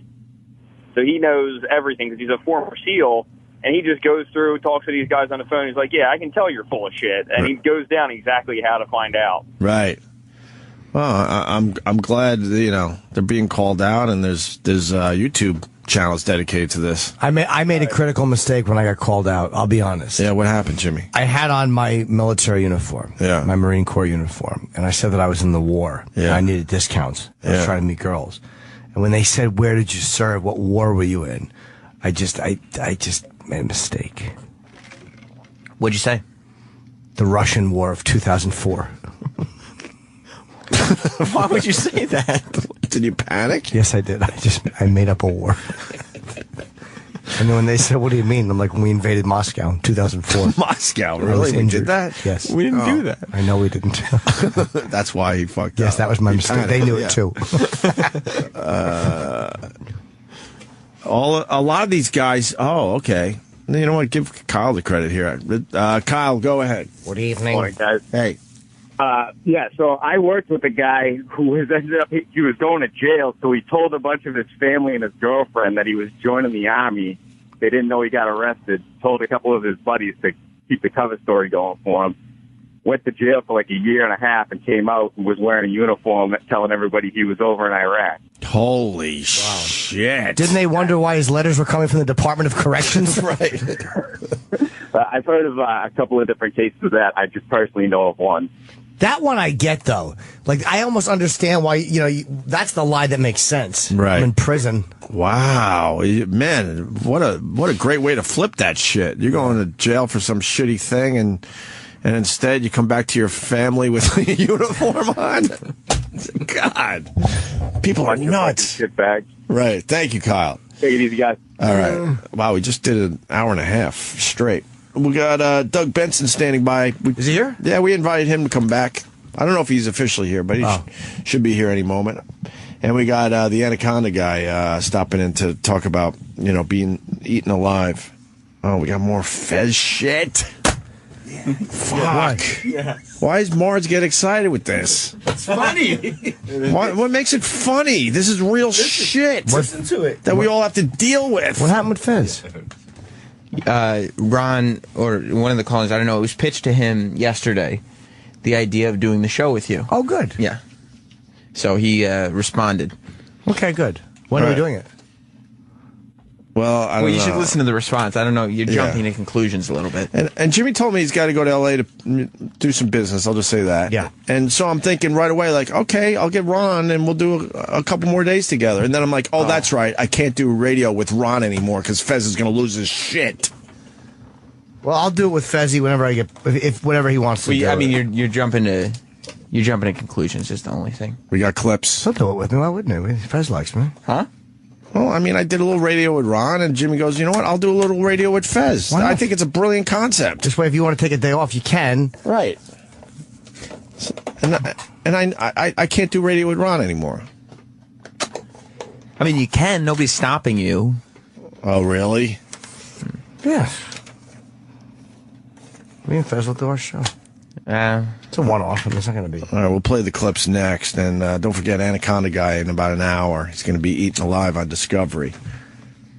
Seems like he's a good guy. PETA hates him, but it seems like he's a good guy. He'll explain, I'm sure. Stay there. We're back. Doug Benson back in studio as well. Welcome back, Dougie. Oh, thanks for having me back. It's been too long.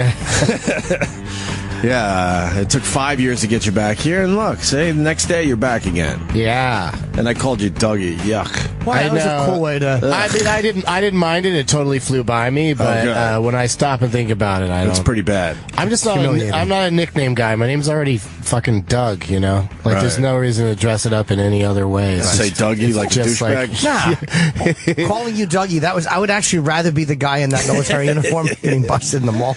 I can't even keep up with my Twitter. People are sending so many of these fake videos. The what is it called? The Valor. Stolen Valor. Stolen Valor. Yeah, that's just. Did you know this was such going a on? Shitty thing to do. I was saying to Jim during the break that they all have to be a little mentally ill. These people. You would think they all have to be at the very least pushed to the brink of sadness by being such a loner that nobody wants to talk to. Right. That I'll put on this uniform and I'll go down to the mall and get people to acknowledge me. That's that's instant love from everybody. Nobody's like, oh, what's the fucking military guy walking around here for? You're gonna acknowledge everybody's him. like saluting, nodding, clapping, hugging, pictures with the kids. Thanks for your service. Yes. Oh, yeah. How do you do that? Every time I see one of those guys in the airport or something, I want to run up to him and tell him how grateful I am. But it feels like the same thing as running up to a celebrity and just going off. Right. Everybody what's wrong with this guy? Why is he in love with this military man? I imagine the real guys, most of them don't walk around like that.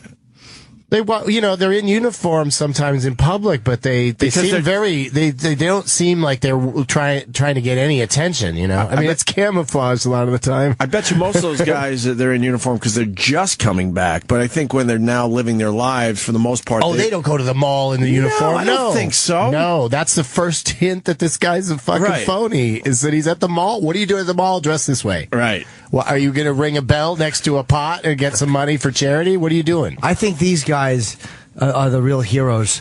The guy's faking it. It's the other. I think the other guys are just jealous of all the positive attention they're getting.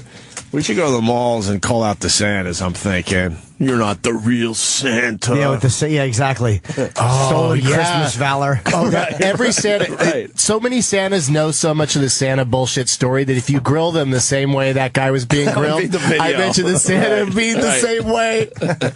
And then he'd jump on the phone. Hey, sorry, it's the North Pole calling. Right. You got a shitty I Santa can't answer any more of these questions. Right. My sergeant major having lunch in the mall on Black Friday with his sergeant major. We got to take care of some radio business. Are you all right with that, Doug? That sounds okay. Have you ever been on Ron and Fez? Yes. Ronnie's great. I loved it. I was like, when I left, I was like, where was there someone in that room named Fez? Because I had never heard the show before. Right. And the only time Fez spoke was like to just say my plugs. And so it was like a one-on-one interview with Ron. Yeah. And Fez would just chime in with the plugs. And I thought, why would the co-host have that small of a role? Right. And then I left and I talked to some people that listen to the show and they're like, no, he talks a lot. He just, he was quiet. For whatever that reason, day. he was quiet. And I was like, all right, that's cool. He seemed nice. Why nice is Sam guy. laughing in the background? What the hell happened now? You said, have you ever done Ron and Fez? And Doug said, yeah. And then you said, Ronnie is great. Yeah. So? That's one half of Ron and Fez. Yeah, just continuing to pile on that poor Fez. Yeah. No, and then Without even doing it on purpose. He just did it very naturally. the Ron Bennington show, he calls it Ron and Fez. I don't know. Ronnie's great. And then Doug pointed out the very astute observation that it must be jarring for a first-time guest to come in and there to be a co-host that doesn't talk. I found that to be very funny. That's why I was laughing. At this point, I just assume that and Fez is Ron's last name. I don't know. Since then, I've heard that it's from Philly. Fez. And Fez. Oh, there's Ron and Fez. Yes. From the northeast and Fez's. Right, Ron and Fez. That's his name. Yeah. His last name is and Fez. And Fez, comma, Ron. Huh? And Fez, comma, Ron. Yeah. Last name, comma, first name. I don't like it. How about I liked it how I did it. How about we get Fez to dress up in a military uniform and go to the mall? Fez would probably do that. Oh, he absolutely would. He's dressed like Hitler before. Yeah, he would. He came in here as Hitler. I don't know what the bit was. It creeped me the fuck out. Oh Lord. Yeah. Yeah. I got a video of him as Fez, as Hitler on my YouTube channel. It's just it's just creepy. I don't know what the bit was. What was the bit that day? Here's a quick 30-second video.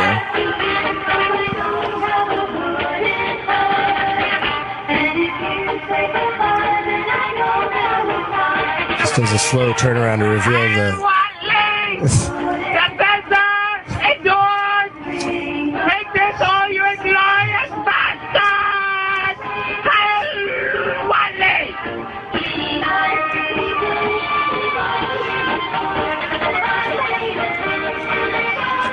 A small Hitler mustache. Oh my God! All right. Anyway, so that was. I guess we came up on Ron's show yesterday. Well, because Opie and Ron have done a couple. Like, if I'm gone, what do you mean a couple? We do one a year, I think. Opie did a radio with Ron one morning when I was gone. I heard it. It was really good. Don't say that. Please don't say that.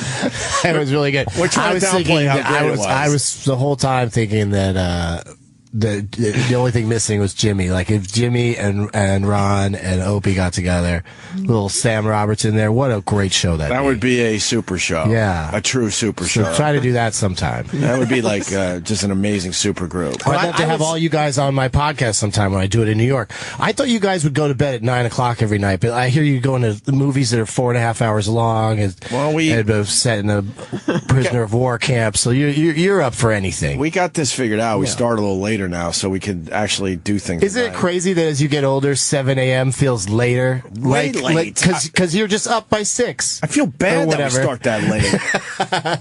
We used to get up if we started at 9 o'clock, I'd be happy. Oh, 9 that'd be to really 10:30. good. You could have a morning before coming in and doing the thing. I've been doing morning radio now for 10 years. When I first started, we were afternoon guys, you know. I started waking up at 3:30 for this horse shit.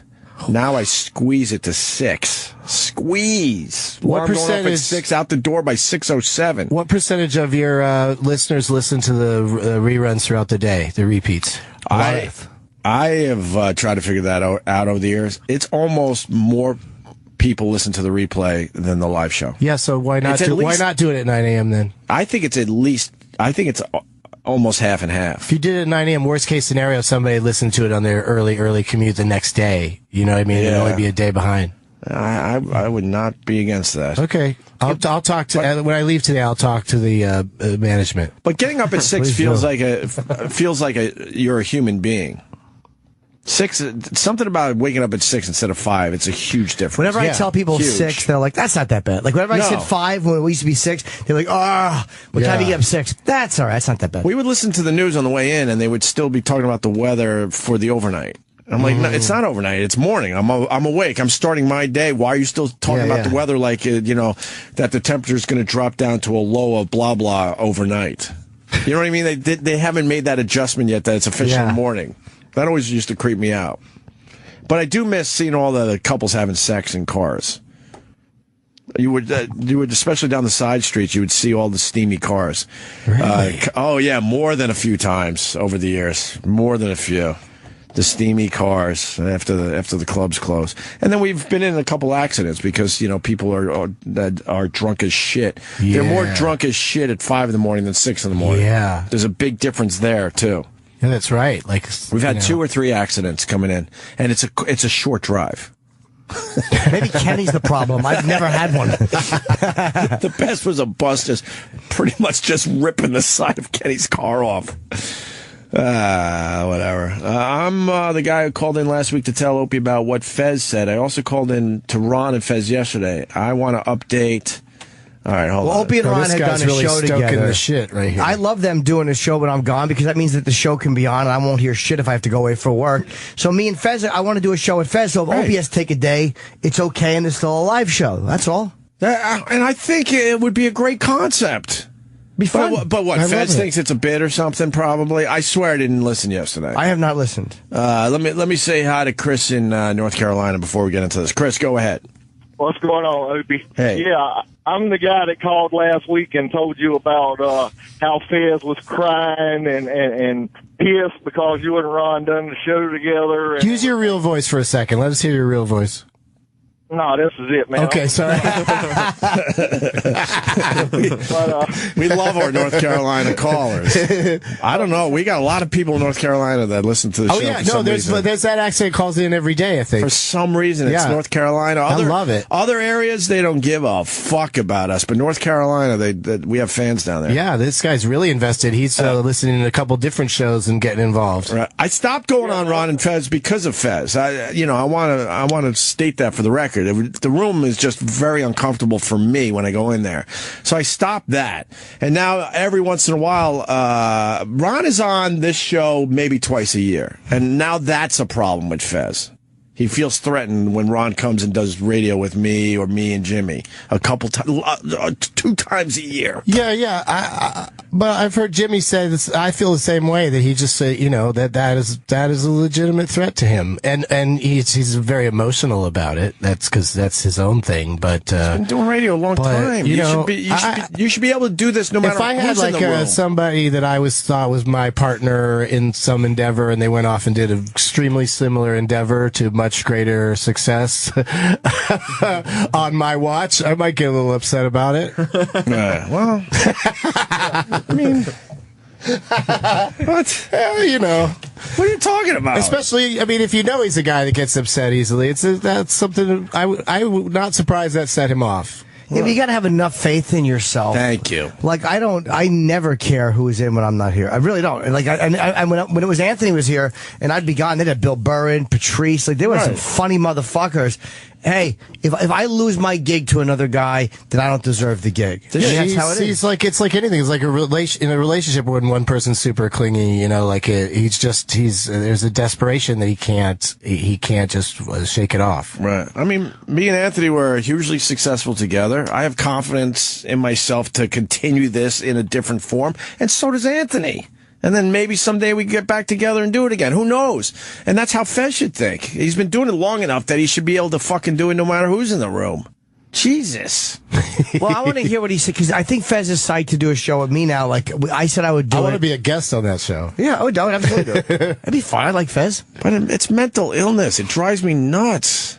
Yeah, well, that's because it's ridiculous. You're doing well, though. Thank you. He's not the craziest. He's not the craziest personality you've ever had to deal with in radio, right? I don't really deal with them. Like I said, I used to kind of like going on their show, and then it got super weird and just uncomfortable. And I think he purposely does that because he feels threatened by other people. So I'm like, all right, you win, Fez. I'm not doing that show anymore. So then I figured out a way to get Ron on our channel without him. Because I like it that way. There's kind of something nice about that. And then me and Ron get to do radio maybe twice a fucking year. Just doing it. And Jimmy's leaving soon for a couple days. He's got some business. And my first thought is go get Ron and we'll do some radio together. I'm like, oh, yeah, that's right. Just do it. That's right. I can't do that because Fez will. Why can't you do it? You know how Fez is going to react. All right, well, let's get to the audio. I'm babbling. It'll be more clear after you hear some of these clips. I haven't heard them. All right, so Ron and Fez talk about the Fez and Jim show, which I think would be a really good thing to do. I agree. So Ron brings it up, and this is how it went down. Looks like Fez and Jim Norton might be doing a show together. No, I'm not doing that. No. Oh, no. I guess it was brought up today. Think about it for a second, Fez. Yeah. No. You know what? We could even call this like Femme. Oh my! For Fez and Jim, or just Jizz. It'll be kind of like their. Oh, now I get it. I stepped in it, didn't I? By saying Jizz. Fucking Ron. So why did Fez say no so fast? Because he's fucking got problems. What do you think? Why wouldn't you just go with it? He's insulted by it somehow, but I think it'd be great.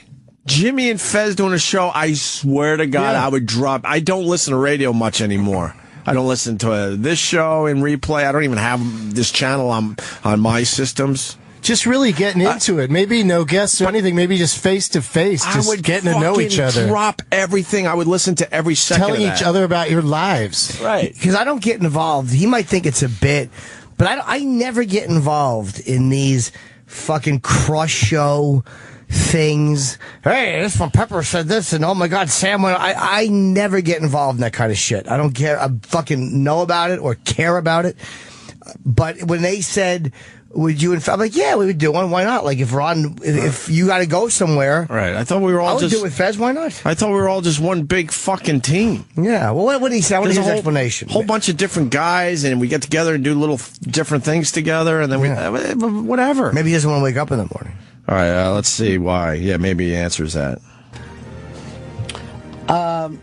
Scott, Wisconsin.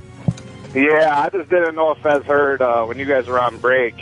Opie and Jim were going over things on the show that when Fez blew up and lost his mind that Friday before you guys left, and it was pretty good beating he took. I didn't know if he had anything to say about I forgot all about that Friday. You were pretty weird before we left here. I was very wound up. I was very nervous about flying. I was in a panic. A lot of things were going on. Save it for the Jizz show. Go Jizz.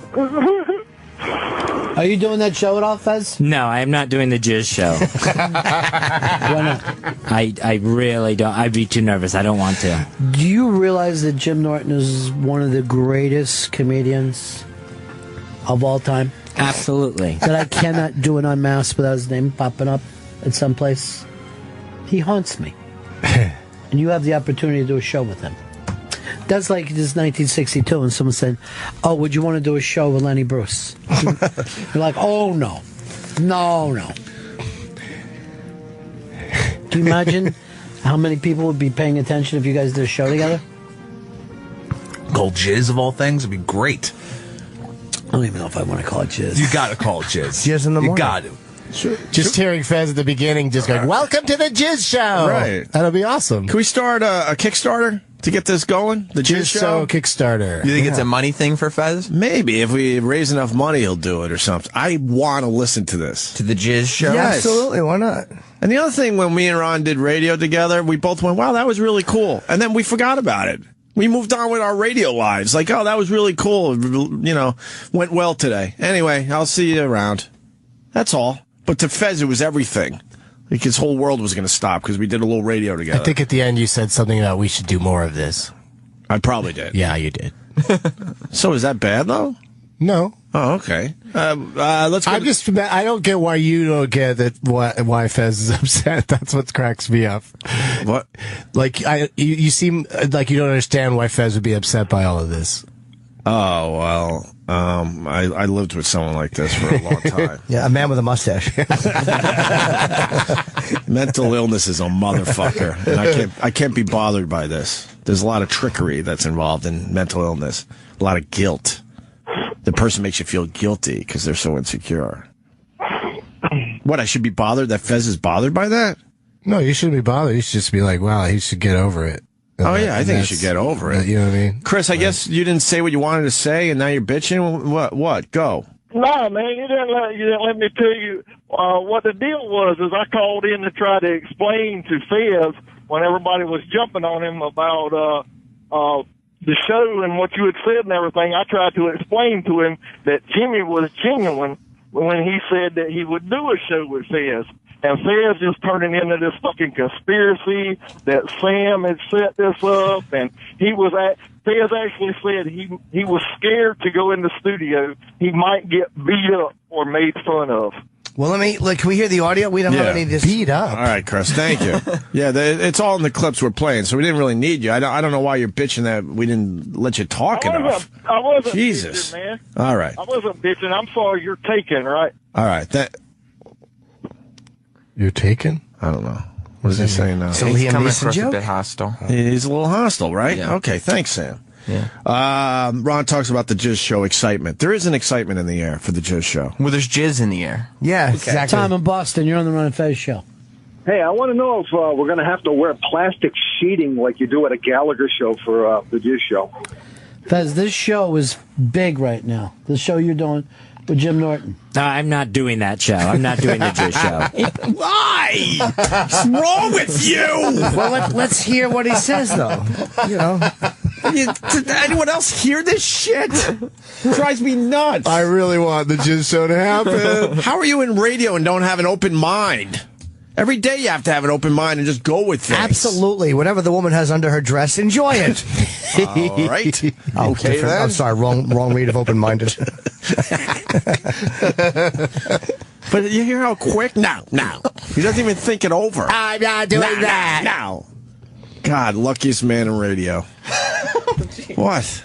It's exceptionally harsh. Well, he found someone that's going to deal with that shit. The Jizz Show. Even when you see the amount of excitement out there. Yeah, I think the excitement is a little overblown. I think it's... Blown jizz? Overblown jizz? Ooh. Could be. Bubbles? I don't want to do it. I feel like I'm just being set up. I wouldn't be surprised if Sam Roberts is behind this whole thing. Well, you heard who's behind this whole thing. Jimmy. He wants to do a show with you. It was Jimmy's idea. Yeah, I don't get involved in these inner office setup ever. Right. Never. Give a fuck about that stuff. Right. I never do. It'd be hilarious to listen to. I just think it'd be a fun thing. Like if Ron and Opie do a show, me and him will do one. It's like, why not? And you and Ron could do one. I don't give a fuck. Yeah. Jesus. What are you worried about? What kind of setup could there be? I'm worried that... don't bring any of your guns or coke in with you. I'm worried that it's I'll get walked out on, I'll get left alone, it'll be meant to make me cry on the air. So you're worried about a bucket of pig's blood falling on you at the prom? Yes. Okay. Don't take Jimmy Norton to the prom. I don't want to have a Carrie moment on the Jizz Show. It'd probably be a bucket of pig's jizz. Enough with the jizz thing, dude. Okay. Your friend's sitting here. He's got an opportunity to do something. I mean, obviously, you guys couldn't expect to have the unbelievable chemistry that me and Opie have. Boom. Off to the races. He's great at going into sincere mode and then saying something shitty. Look, I've been on Tehran for years. He is the true puppet master. Don't let him fool you. The thing with he is Fez, the best at being a puppet master. I don't want to make Fez cry or just. I'm not going to walk out on him. I don't get involved with this stuff. All of his scenarios make no sense. None of those things would happen. You'd sit and do radio with Fez. In all the years I've been here, I've never gotten involved in it, ever. A guy that needs complete security entered a business that has none. That amazes me. But that's a lot. But that's a lot of actors and comedians and stuff. Yeah, but so how did he even go into this business? There's no security. Because his voice makes me smile. Hours goes by like a shot. But more people will talk about your show because when the bucket of pig's blood comes down on you and you see all the laughing faces and you start to explode fires with your mind, yeah, that's going to be great. No, I'm not doing that. Well, he thinks that he's being set up to be made a fool of, but I wouldn't set him up to do ever. No, he would do it to himself. And now that he's on the record that's what's going to happen, he can just show up and at least he's on the record. Yeah. So that if that does happen, if you do walk out or if you start beating him. How long do you think you could last doing a show with Fez? What do you mean, for the day? Yes. How long is this show going to be? You think you can make it 3 hours? Yeah, easily. Easily? Of course. He's got his phone to look at and stuff. Because, Fez is going to do most of the talking. But all of a sudden Fez stops talking, then what do you do? Just talk to him. Some scenarios. You go to the phone, just talk to him. Yeah. Yeah, I don't care. I mean, I talk all the time. I'd be fine talking to Fez. But then he just locks up, though. He completely locks up. Now you're stuck. Wouldn't. Well, your goal is for him to cry, right? No, it wouldn't make me comfortable or uncomfortable. Yeah, if Fez stops talking, it just becomes Jimmy Norton's advice show. Right. Yeah, exactly. I would just talk. Right. There's a little more here. Here's Chris. Chris, you're on the Run of Fez show. This is the same Chris that just bitched to us that we didn't have him on long enough. He really talks a lot, this guy. Well, that was part of what he was saying is that he's been on both shows. I think Jimmy was genuinely, he was genuine about his offer to Fez, but the one he needs to worry about is Opie. Fez took a real beating on the last show last week that they done. I don't know if it was Monday or Tuesday. Opie gave Fez a real good beating about his being upset about you and Opie doing a show together. Why? That show kicked ass. Yeah, I don't know. I didn't hear it, and now you're telling me Opie was really upset, and I've got an open invitation to come in and do a show. That doesn't sound like a good combination to me. No, you have an open invite to do a show with Jimmy. Yeah, you don't have to see Opie again ever if you don't want to. If he does a show with Jimmy, then I'll do a show with Fez. Will you remember what really set Fez off? But only one person's going to leave the studio alive if that happens. That will truly be a death match. You remember what set Fez off? What? You made small talk with him after the show. But that was a bit. I've only had small talk with Fez in the last 10 years. So I made that into a bit, like I was uncomfortable that I did a show with Ron, so I had extra small talk with Fez. That was just a dumb bit. It was all bullshit. He did not take it that way. I had a basic who gives a fuck conversation with Fez like I usually have. He knows it, and I know it. I don't dislike the guy. I just can't be around people like that. After I did therapy. Oh. Congratulations. Thank you. Doug knows. You got to kind of cut some of these people loose. It seems like you're in a more peaceful place. So you become healthier. Yeah. You're stuck in the same building, though. Hey, what happened to this? I think we lost the Fez audio. No. Oh. Or was that it? Maybe that's just the end of the track. Someone fucked up. This sounds like something that... I'm back! Oh, that was... I swear to God, I thought that was the end of the track, but that was Fez locking up again. Oh, that was a long pause. I truly thought there was something wrong. It's an exceptionally pregnant pause. Oh, my God. Okay, now I have to go back to this part. A good combination to me.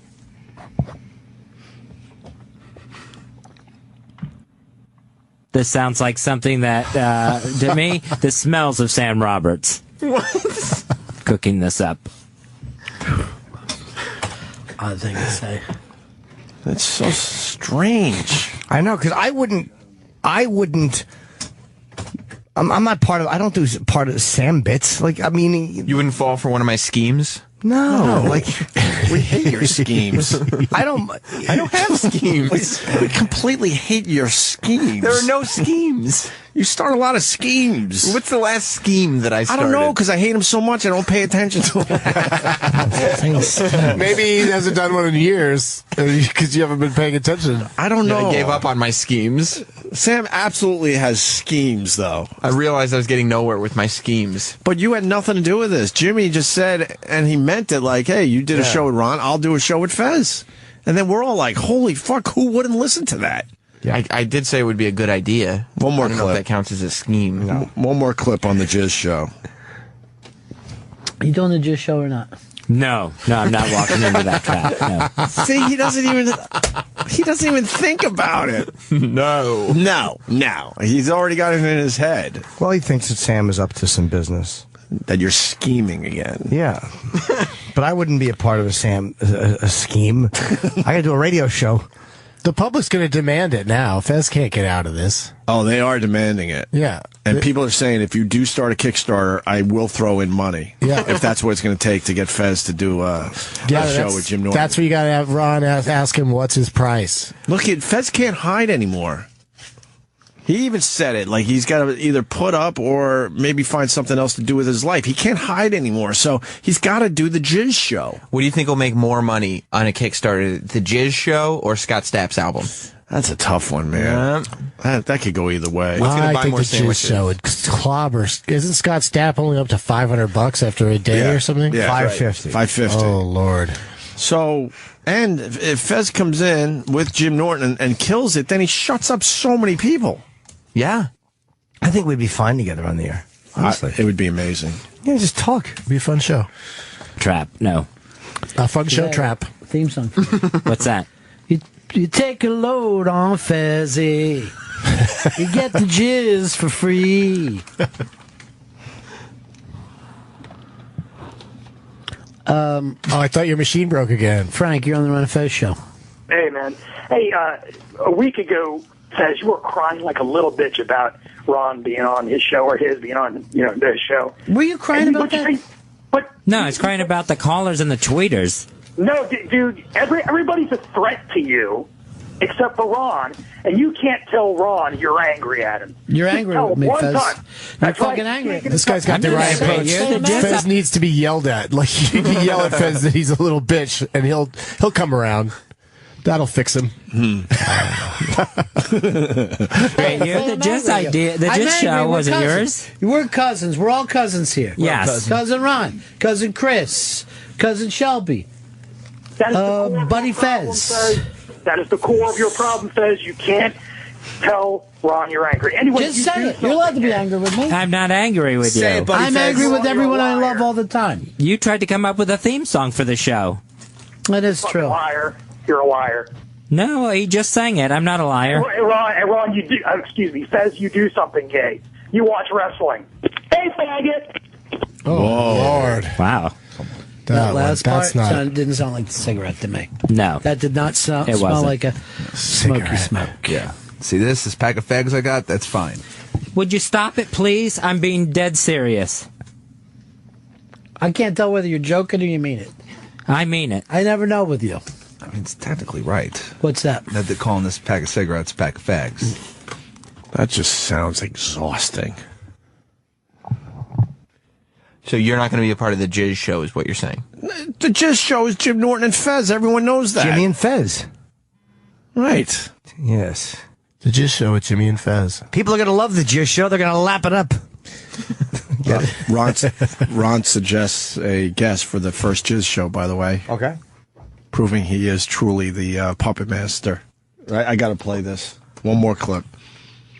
By the way, you read the Gurian art thing, right? Did you read today's? If he suggests that ferret in a mullet as your guess, it's not. I like Jeffrey in 5-second doses. I like saying hello to Jeffrey Gurian. That's it? Yeah. This is zero shot at him being our first guest.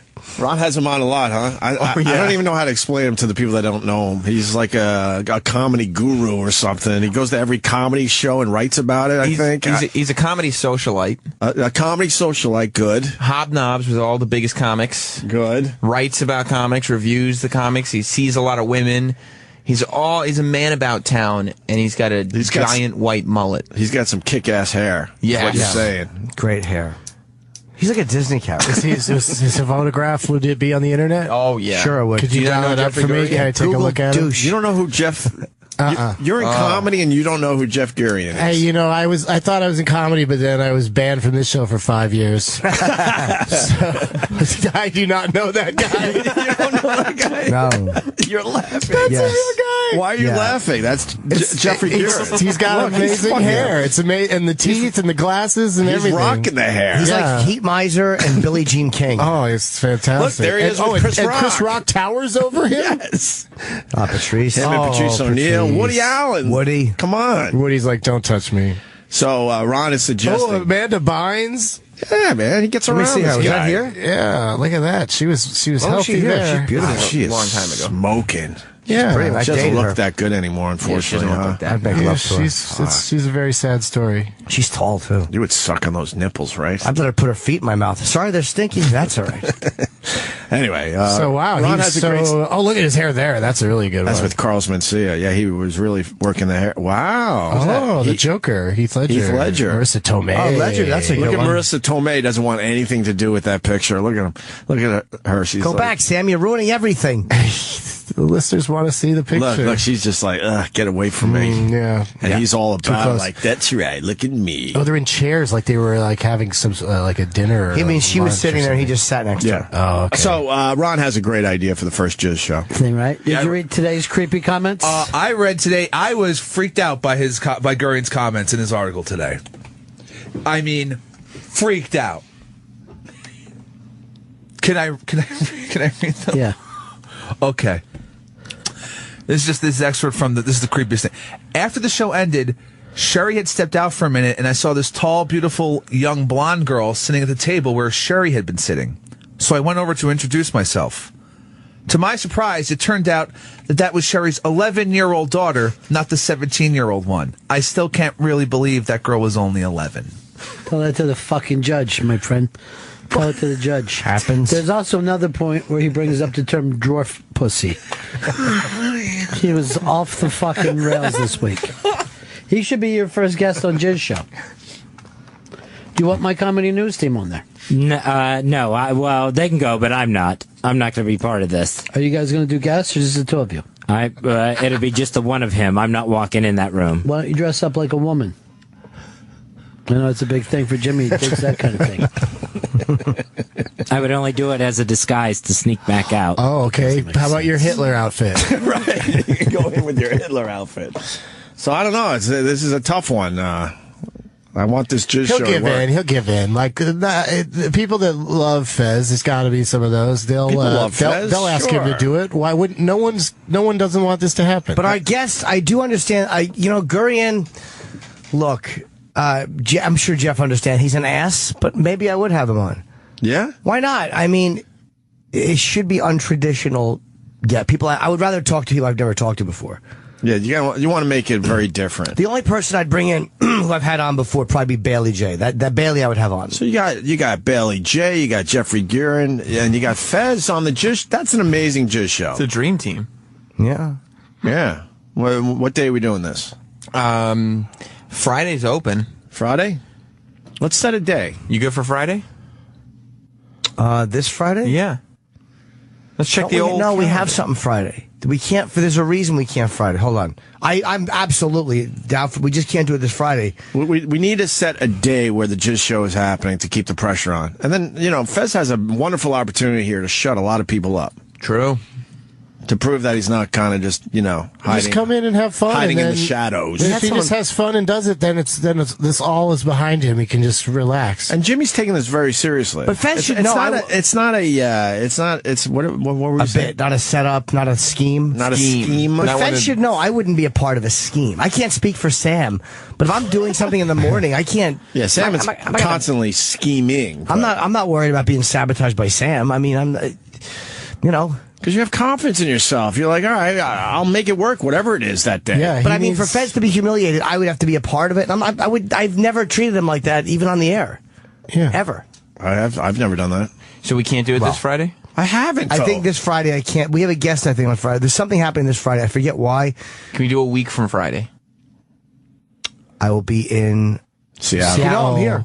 A week from Friday, I'm here. I thought you were in Seattle No, next it's 2 week. weeks. That's the next week. This week's Harrisburg, then I'm off. But you said something in there. I've never humiliated Fez. Well, no, I'm just talking about him on the air. You know, you've Well, I mean, you've said humiliating things about Fez. Yeah. I'm just being honest, though. I'm not trying to scheme and. Yeah, well, no one's saying you should go to jail for it. But I'm not trying to throw the blood on his head. Yeah. I'm not going for the carry moment. Maybe not. I mean, you said a lot of very hurtful Yeah, things. there's been some hurtful things. What? Like before when... He's draining, or you've said he's mentally ill, and like you've said, you haven't said like he's mentally ill, you've went, he's mentally ill! Like, that sounds like you listen to a clip and say, that sounds exhausting. But I explain why. I can't be around that anymore. Like, Yeah, but it's still, that's dismissive. It's dismissive. Before you asked Doug Benson, have you ever been on Ron and Fez? And he said, yeah. And then you said, Ronnie is great. That's true. You didn't say it's a great show? Am I lying? No, of course not. But I mean, that. All right, so what are you getting at? You see, you're scheming right now. What are you getting at with that? The implication is that I mean, doesn't that you necessarily only mentioned... mean that Fez stinks. No, but it's a purposefully. I did Opie and Jimmy yesterday, and Jimmy was so funny. All right. But that doesn't feel good. It's fine, though. That can't feel good. No, I believe him. I believe he didn't. That didn't bother him at all. I'm not supposed to be the funniest guy in the room. I was never supposed to be the funniest guy in the room. If I get a few lines in, that's great. I'm happy about it. Oh, how about this? I was on with Jimmy and Opie, and Jimmy smelled good, but... You son of a bitch. There might be a website for you. You can go check out that. I don't know. Friday, week from Friday, Jizz Show. Yeah, 1 week from this Friday, and, 7 a.m. You know, if Fez doesn't show up, then he should just quit radio. 7 a.m. 7 a.m. 7 to 10. I get the day off. Yeah, it's a Friday. You don't really get the day off. You get 3 hours of audio entertainment that'll be unparalleled. All right, so a week from Friday is the Jizz Show. Yeah, that's great. I'm fine with that. So now the pressure's on Fez, and I'm telling you, it'll be fun. You heard it from Jimmy, you could hear it from myself. It's not a setup. It's not a scheme. Yeah, I'm not going to set you up. I love Ron and Fez, but I don't listen to any radio. I don't listen to those guys. I don't listen to us. I don't listen to any. Why is that bear trap sitting over there? What are you guys going to do with that? Doug. So, it's one of those things where I'm not a part of the setup, so like the fucking, the blueberry thing or whatever, like any of that shit. I have nothing to do with that. What was the setup there? No, I'm just saying, anything that's happened. Oh. When somebody walked out. Ronnie set that up, if anyone did. But you know what I mean. Jim's not a joiner. Have you ever heard? I want to just do the fucking show, and we're contracted to do a bunch of Fridays. Right. So let's do them and knock them out in the fucking, Let's knock them out while the weather's cold. Exactly. Have you heard the blueberry clip? It's probably the most amazing audio clip you'll ever hear. Well, it makes Fez look like he's not handling things. I don't know. Yeah, but that happened. We really going to play it? Really? Oh, okay. You scared me for a second. The best part of this clip, I'll tell you, is hearing the door close because Ron gave up on him. Oh. Is this a good version of it? Looks like somebody made an animated thing. Yeah. Oh, that's the Coke Logic version. The Coke Logic version's pretty good. All right. Yeah, you could just play this. Can't bring up fruit juices without playing a clip. Which clip is that? This clip. Now, the blueberry is one that can't work on its own. It has to have something with it, like the kiwi. It's not a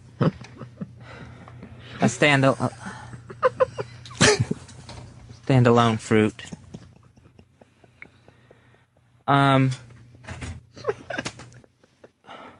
That was the door closed. Why isn't that viral on the internet? That is the most uncomfortable moment in radio history. Oh, my God.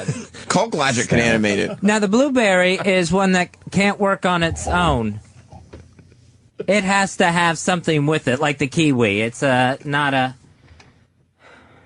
standalone fruit.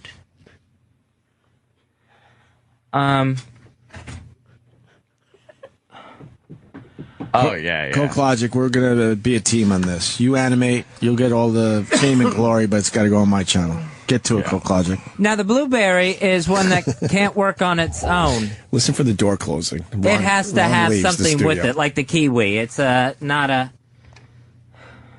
standalone fruit.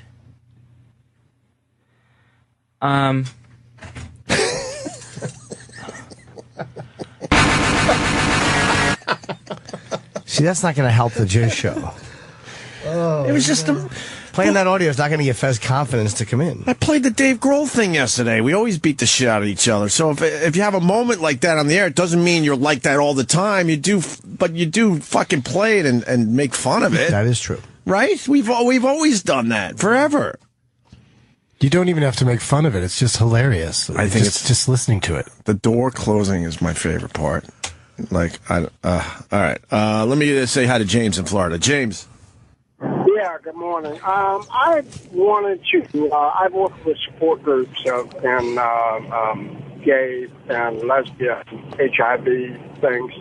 And the comment that you made earlier about Fezzy having mental issues, you're not too far off the mark. There are a lot of people in the gay community who are a little bit on the effeminate side that do have very low self-esteem for who knows what reasons.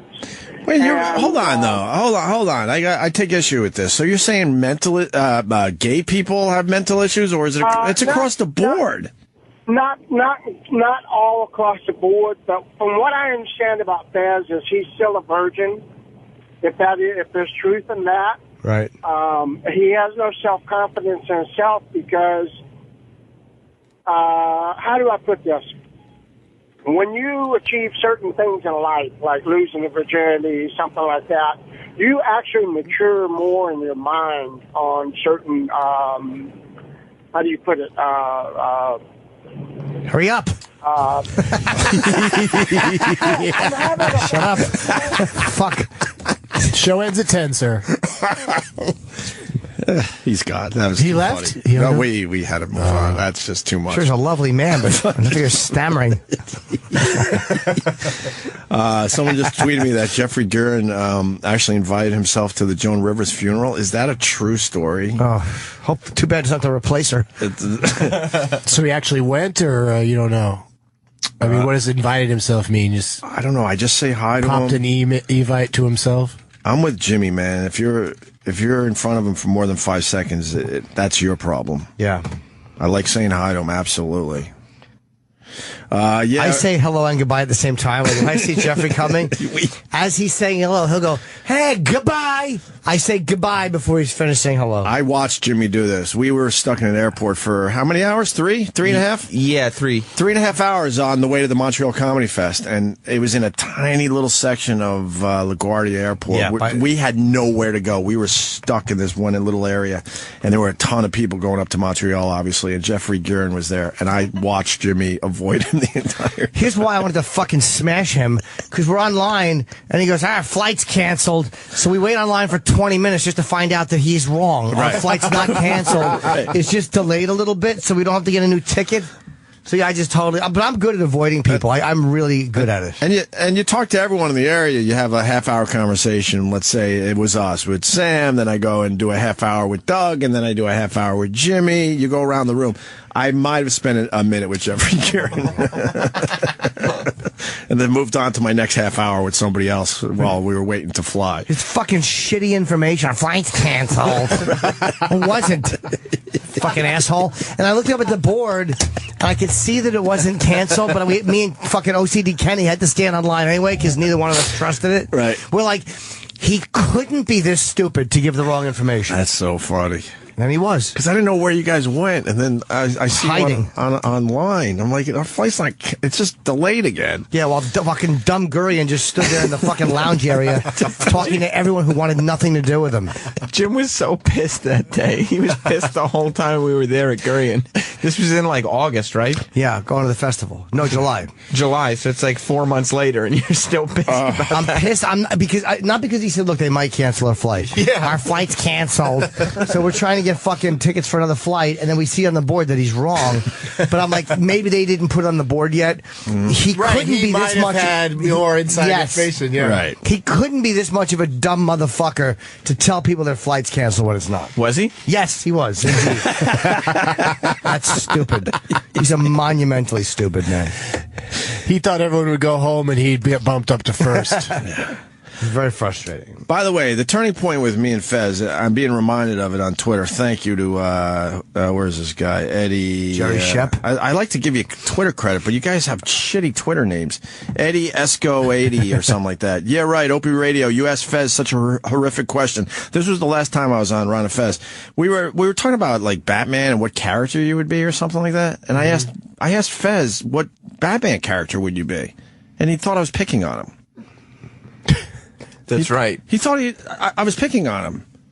I don't even think I came up with the topic. But then it was like, oh, I forgot what I said. Ron said something, and Pepper Hicks said something. So I go, oh, Fez, what character would you be? He's like, oh, you're picking on me. And that's and in that moment, I went to he's just cutting to the future. But in that moment, I said to myself, but I could never do the show he again. says, you're going to tell him why that's a dumb choice. But I'm a very different guy when I go on Ron and Fez, too, because you get to just Ron's got the fucking stick, so you sit there and you just relax and go with the flow.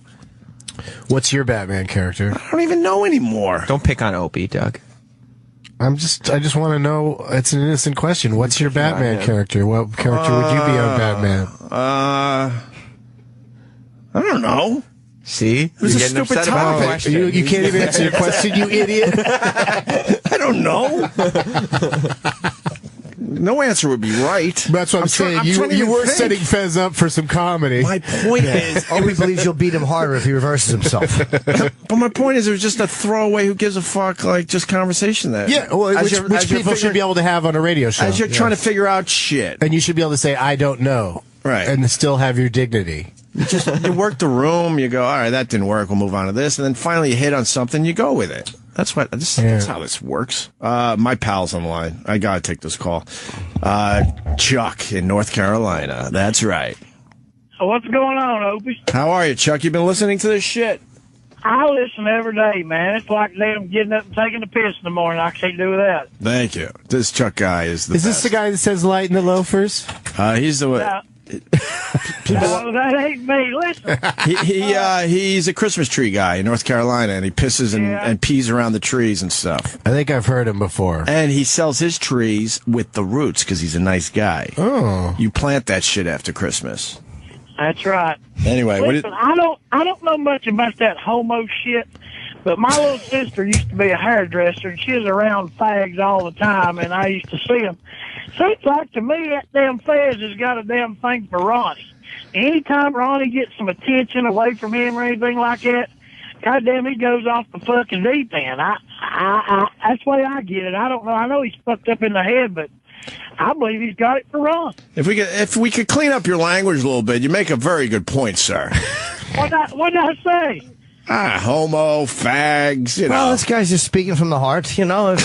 You might want to show Dixie. You might want to show a little tolerance, just a little. I've not been around too many homosexuals or gays. Okay. The ones I have are very possessive and protective over their damn friend, spouse, partner, butthole buddy, whatever you want to call it. Butt pirate. He was doing great there for a while. So tolerant. He was trying. He really gave it a shot.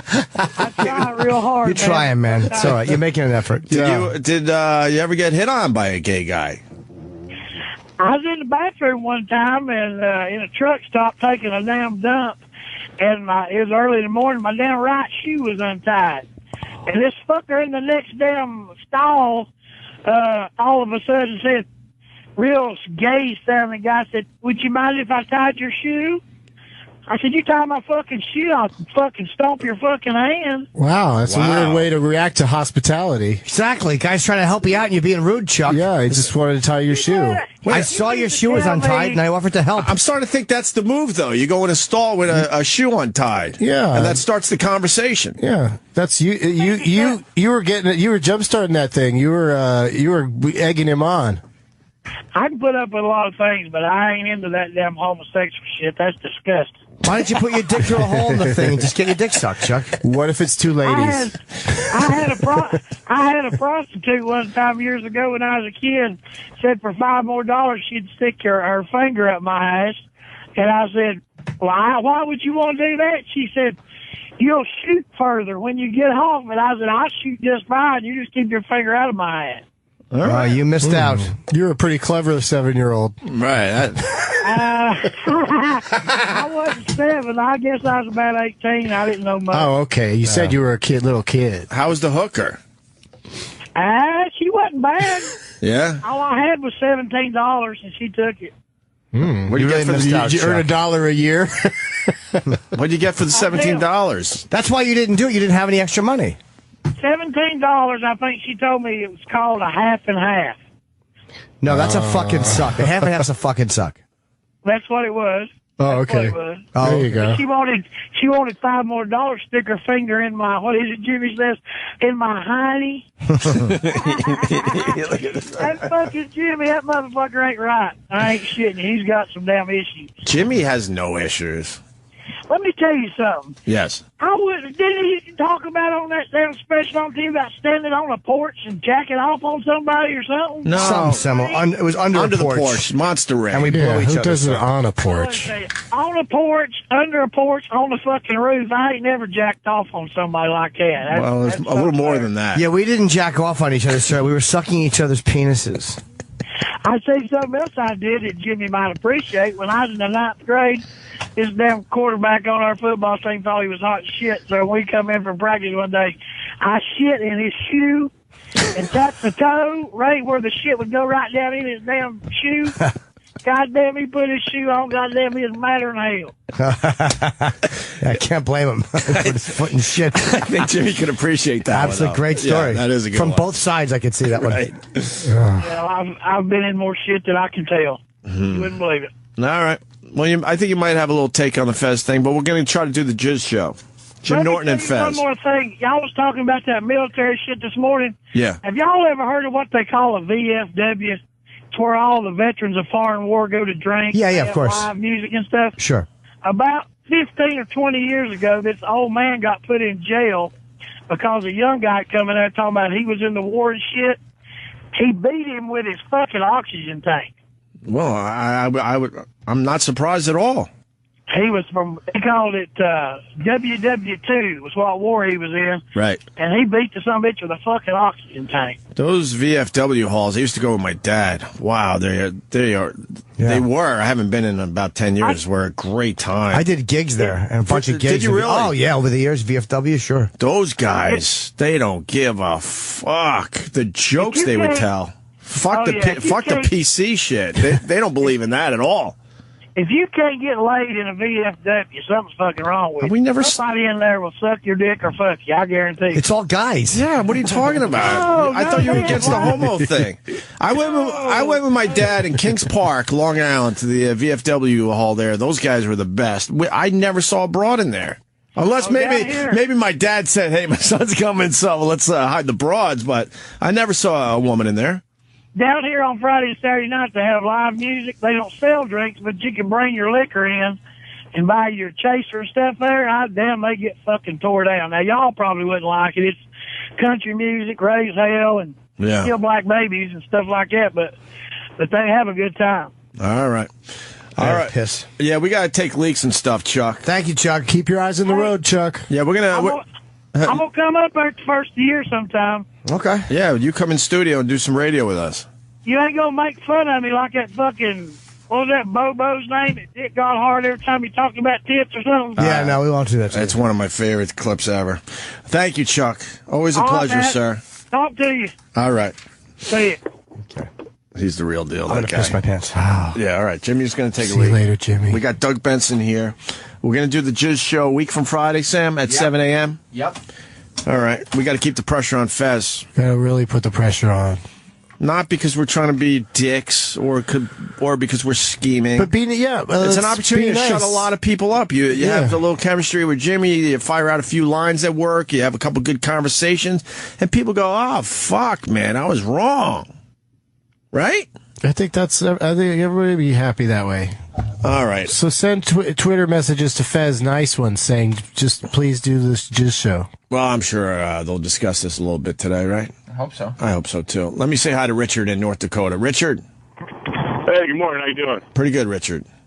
Hey, you were talking about Jeffrey Gurian. He tried to do a little interview with Larry David at some festival. Lasted like 12 seconds. Larry David really just belittled him and looked right over the top. I've heard things about this Larry David thing. I've never heard. It's only 12 seconds long? It's like 12 or 16 seconds. It's really short. I don't know where to find it. I know he posted on the iBang, which is Ron and Fez's Is this it? website. Yeah. All right, hold on. I want to When see you this. type in Larry David, Jeff Gurian, it suggests Jeff Garland instead of Gurian. But here it is. He found it. Okay. There it is. Thank you, sir. I want to see this. But Jeffrey posted this himself. Hey, Larry, how are you? I'm good. How are you? Hi. Jeffrey Gurian, Sirius XM. Remember Sure, we yeah. met at the airport. I remember. Yes. Yeah. Everybody is so excited about your Broadway debut in February. Really? Yes. I would tell them to curb their enthusiasm. Serious, really? But it's the Am I serious? No, I'm not serious. it's the last thing. Serious? It's the last thing for you to conquer. It's Broadway. No, There's nothing left. no. There's many women yet to conquer. Serious? Yeah. Oh yeah. Okay. It was good to see you. Thank you. Appreciate it. And he posted it. That went well. Larry recognized Jeffrey Gurian and went, oh, fuck.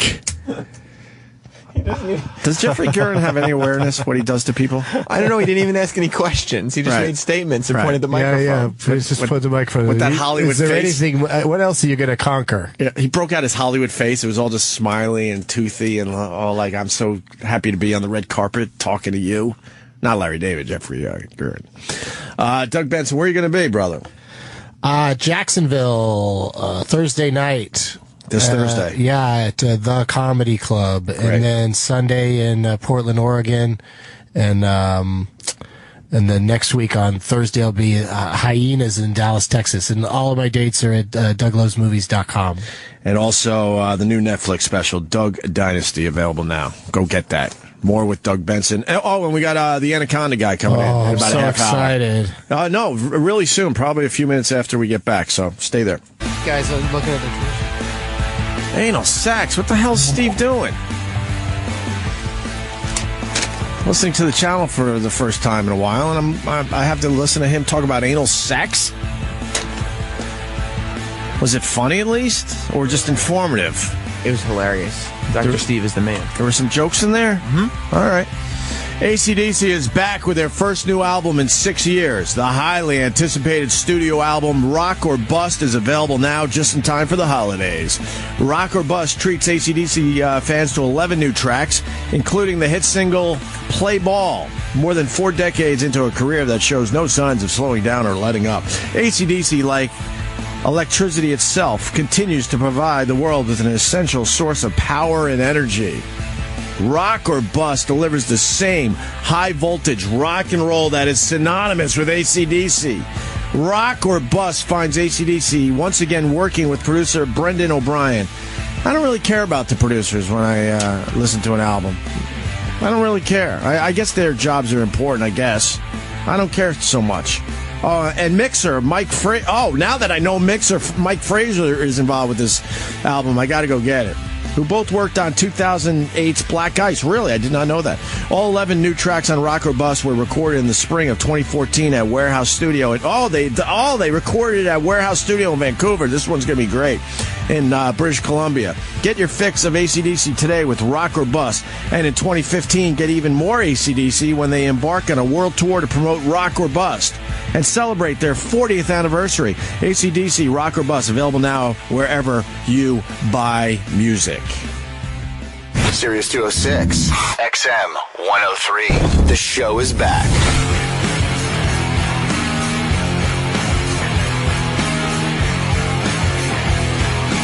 Doug Benson in studio.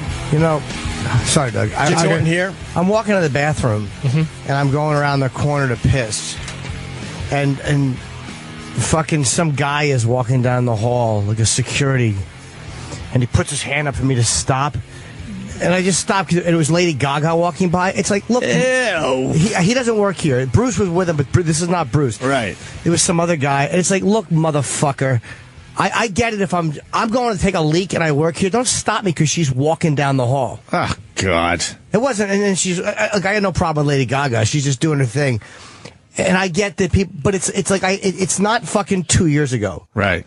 Nobody is swamping Lady Gaga right now. And you're a big Lady Gaga fan. I love her, but I'm going to piss. I gotta be back on the air. I gotta go piss. Where's this going down? Howard's got Lady Gaga today? He had her before. Which is and what? fine. Her own security is stopping people that work here. I don't know who it was, but do like that shit outside the building. The hand up. If I would have known, it was just. Oh, the president's here is what I was saying. Well, that was the only reason.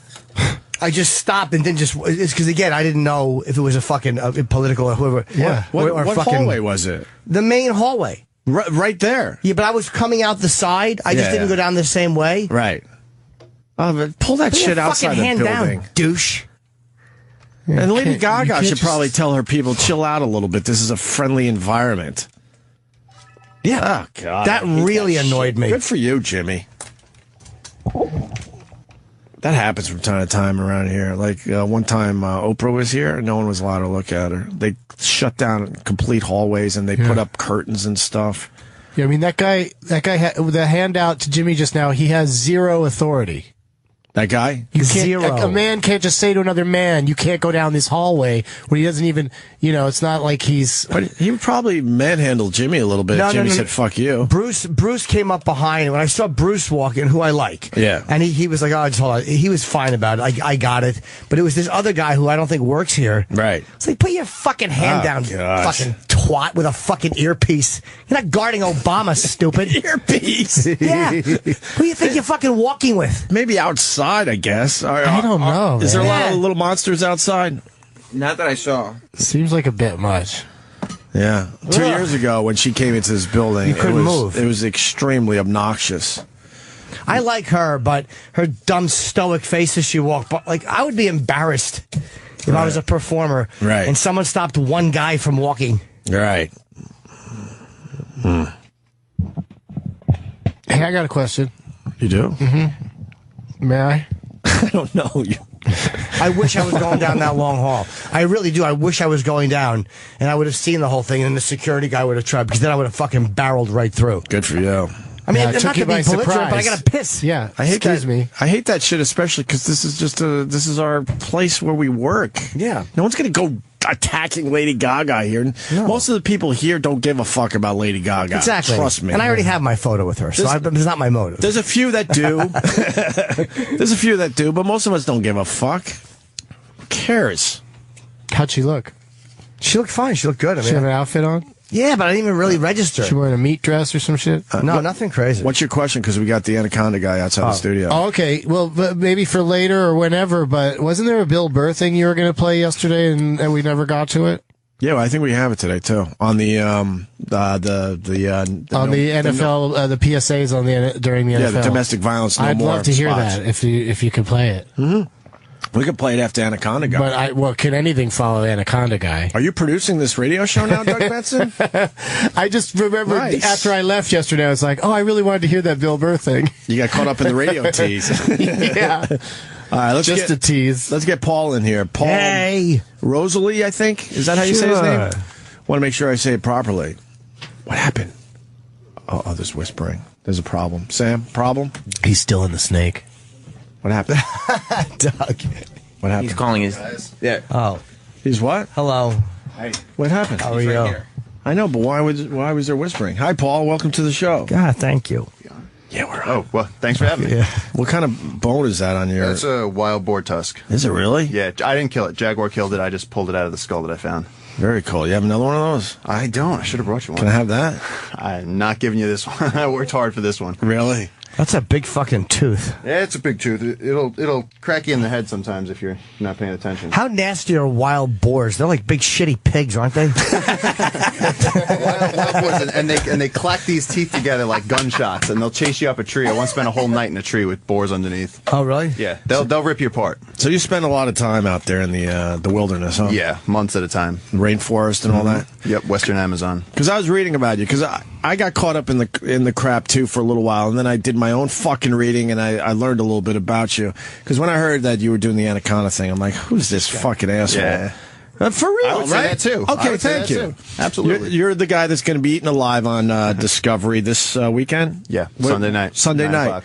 And then I started reading up on you. I'm like, oh, fuck, I get it. Like, you're trying to save the rainforest and save some of the wildlife, but no one will pay attention to you unless you maybe do something drastic, and then you can start the conversation. That's right. And you said it perfectly, and you're the first person to say it, actually, because most people, I've seen scientists writing papers their whole lives, and my whole life, people on and on and on about the rainforest is disappearing. When you're there, this place is fucking awesome. Yeah. It's incredible.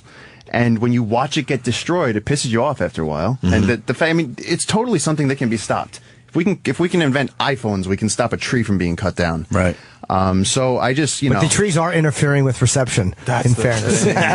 Level them. No, so I wanted to do something that, like you said, something that'll just grab people's attention, and everyone's scared of snakes. So See, the Amazon, and that kind of freaks me out because I hate bugs and all that shit. Yeah. It's like you can't, there's no defense against them out there. No, it's not as bad as you think, though. You know, people are worried about piranhas and all this stuff, and we swim in the river every day. Really? I'll go lay down in the forest and just watch some monkeys. I mean, it's not as bad as you think. It's really surprising. Yeah, but you know what you're doing. We would. Yeah, but we would so be you stick with me and you'll be fine. Oh, we should do that, Jimmy. You should. Let's You go to guys should come down, rainforest. man. Cool, you guys have a terrific trip together. I'll go to Vegas, get blown. So when the anaconda thing, popped up, PETA got involved. Yeah, they did. And they got a lot of signatures to save the one snake. To save that one snake. And your intention was not to kill the snake, obviously. Yeah. And I already read it's not really I guess it's a spoiler alert in a way, but it's out there. The snake is totally fine. Yeah, the snake is. I mean, spoiler. I'm fine. The snake's fine. Yeah. Yeah, because this thing has already been done. Mm-hmm. And what I found fascinating in the article I was reading last night. So PETA gets how many signatures to save the snake? They got 35,000 in 1 week. 1 week, and then you try to get people to save the actual rainforest, and you get maybe 100 people going. Yeah, it had 159 signatures. Was it 159 signatures? Wow, pathetic. Making your point that no one gives a fuck unless you really heighten the awareness with something something crazy. I mean, I call it bunny hugging when people they get really excited about the kittens and the bunnies and all this stuff. I mean, tigers, elephants, wild animals that need their habitat to survive. It's not about captive animals, Mm-hmm. So all these people, I thought it was actually cool that so many people actually cared about a snake, because that was cool. I was happy to see that. But a lot of people came out. The death threats were flowing. All creative. I hope you die. I hope you get Ebola yesterday. People were just, you're an animal abuser. You're the Hitler of animals. And I was just what kind of death threats would scare you if you're going to stick yourself in an anaconda's mouth? Yeah, I mean, we've been watching them and just laughing. One guy was going, I know you didn't get eaten, you bastard, because your nose would never fit down a snake. And I was like, nah, that's at least creative. Yeah, that was a good one. That was good. Oh wow, yeah, you got a big one. Yeah.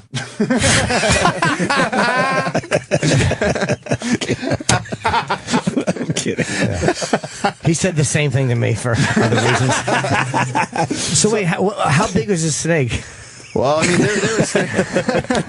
it's about you sized, right? Big enough for you to step into? Wait, before you answer Jimmy's question, just to follow the thought here, the rainforest is killing so many fucking animals, more than one snake. Oh, well, that's the thing. People are worried about a snake that wasn't hurt. That was the other thing. That they had no information. Right. And they said, this is animal abuse of the highest order. Right. I said, you want to see animal abuse of the highest order?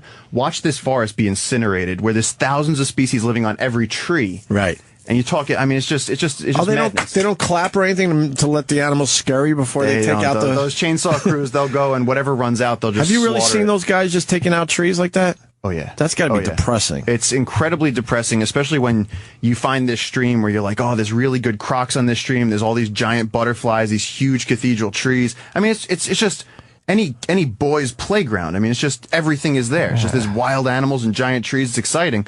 And they come and just cut it down. Like it's nothing. And that's scary. And look, whether you're a politician in Tokyo or you live in New York, even if you don't give a shit about nature, the system that is the Amazon produces 1/5 of our planet's oxygen.